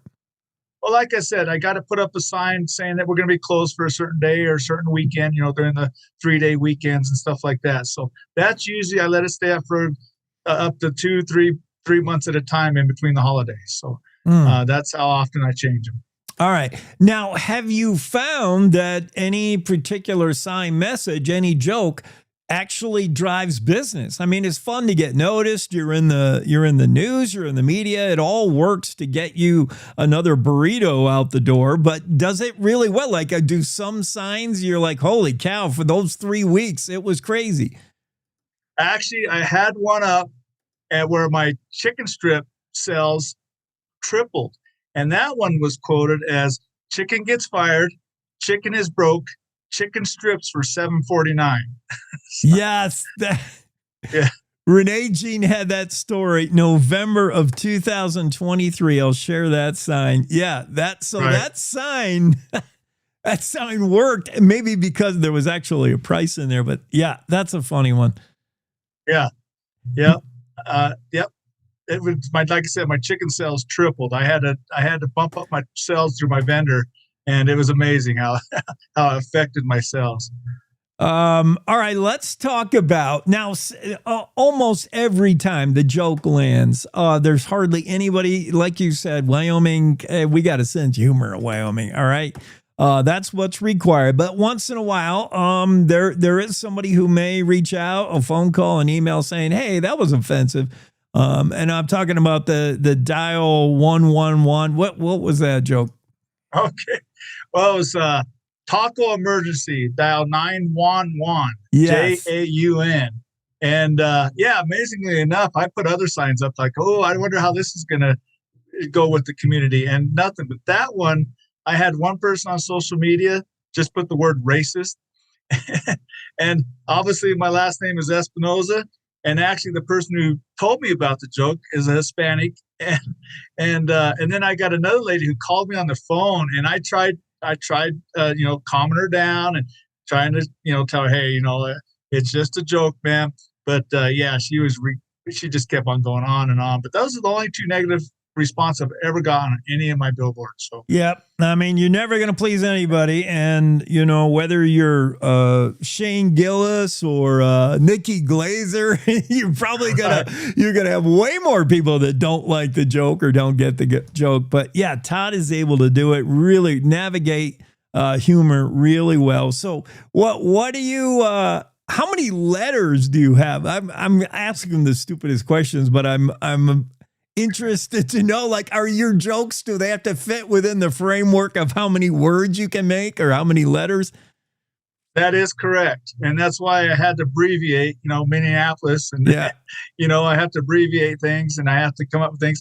It's an old sign. It needs to be repaired. So there's my one line. I can only put so many letters up, but it fits pretty good. I usually figure it out one way or another. Yeah, so you have to work within the canvas. Now, is it always you, Todd? Do you trust if somebody, an employee, maybe you got a dishwasher that says, oh, you ought to do this one, and maybe it sounds right? Or is it always, do you always feel better if it's something that you derive? Because I don't know. No, not at all. I've actually let my employees, I ask them because, it's hard coming up with things sometimes. Yeah. And I still shamelessly too. I look on the internet and social media, but I've had employees come up with things. I've had family come up with things, neighbors and friends. And I think, oh yeah, we're using that one. That one's definitely going up. And I get suggestions all the time. So yeah, no, it's not just all me. It's the community and people around me. Well, I love it. You got to keep doing it, and appreciate you taking time out of the breakfast rush to come on with us. Thank you. Jake, thank you very much. Have a good day. Come down to Espi's next time you're in I will get there very soon. It won't be the sign that draws me in like everybody else. I'm coming for the burrito, but I'll be there. All right, sir. You have a wonderful day. You too. That's Espi's Restaurant. It's Todd Espinoza, and he's the guy behind the signs. Cowboy State Daily's done numerous stories regarding this sign. The sign's fun, and humor's always fun, even if it's hard to do in today's day and age. Seems like somebody's always put out by something. I do want to change gears here and pick up this story from Renee Jean on Wyoming's efforts to land the PRCA, the Pro Rodeo Hall of Fame, the whole PRCA headquarters. Right now it's in Colorado, and what we all know from Colorado is those hippies have turned away from rodeo, right? What do they know about rodeo down there? Wyoming is where rodeo ought to be. Texas also wants the PRCA, Professional Rodeo Cowboys Association. And Texas and Wyoming going to be throwing money at the PRCA, trying to get them to move here or there or wherever. We'll do that right after this quick Wyoming Game and Fish moment. Ray Hageman's got something cooked up for you. What is the Game and Fish doing? Here's an update.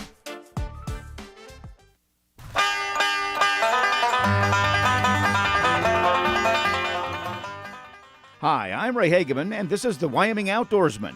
The Game and Fish is moving forward in its efforts to develop a broader elk feed grounds management plan for feed grounds in the state.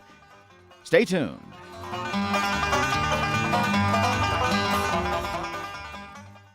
The Wyoming Game and Fish is moving forward with developing feed ground management action plans, a component of a broader Wyoming elk feed grounds plan.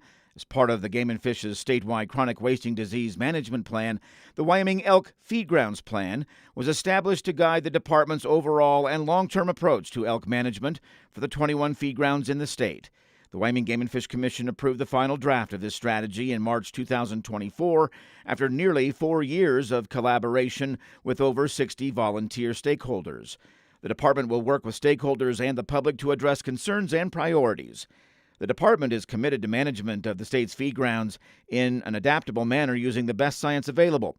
As supplemental winter feeding of elk has continued to grow in complexity, the plans will help the department adjust to current and future conditions in feed ground management.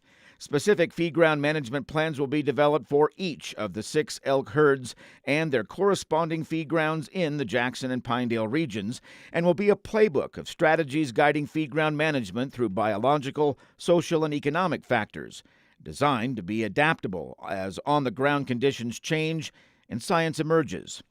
In early 2026, draft feed ground management plans will be shared at a series of public meetings and will be presented to the Game and Fish Commission. The goal of this process is to ensure department strategies are not only sustainable for the department, but supported and beneficial to the public as they impact the state's wildlife, business owners, and residents in the state. Times and locations for the public meetings will be announced this month on the Game and Fish website. More information on elk feed grounds and the feed ground management plan can be found on the Elk Feed Grounds page on the Wyoming Game and Fish website.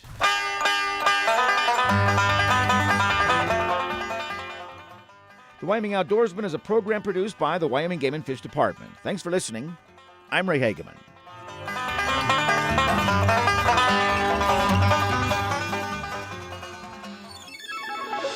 This is the Cowboy State Daily Morning Show with Jake.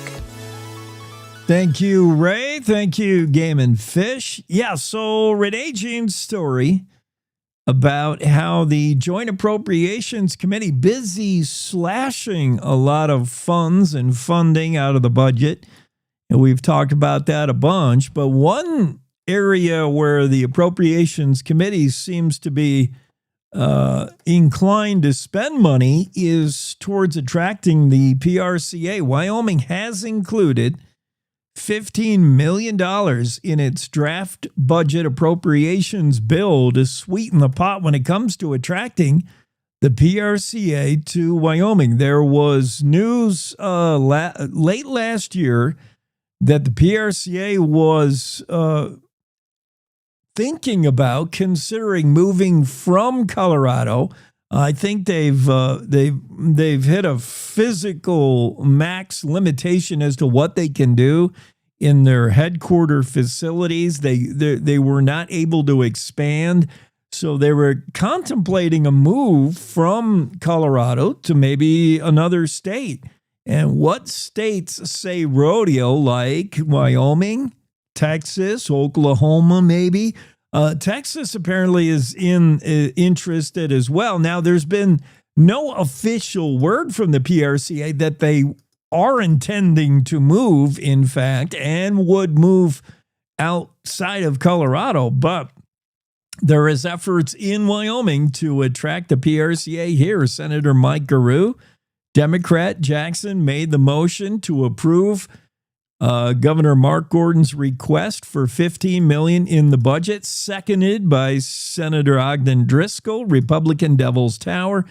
And it did move through committee. One of the few things that's gotten through committee that was adding money and not taking it away from the budget.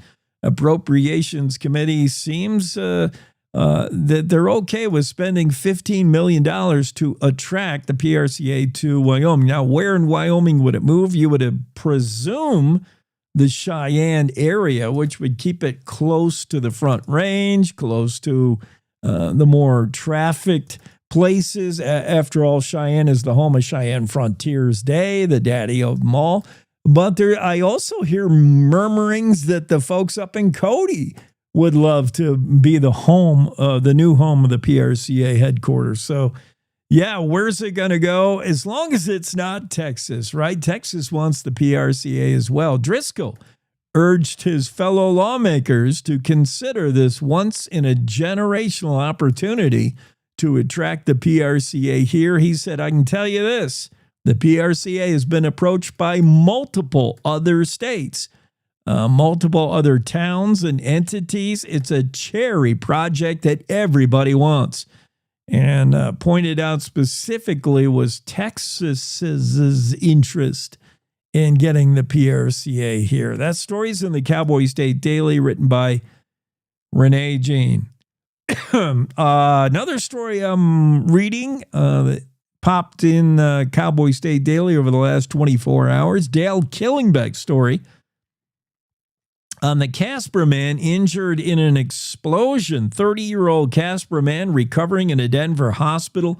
Second and third degree burns following an explosion Monday afternoon outside his home.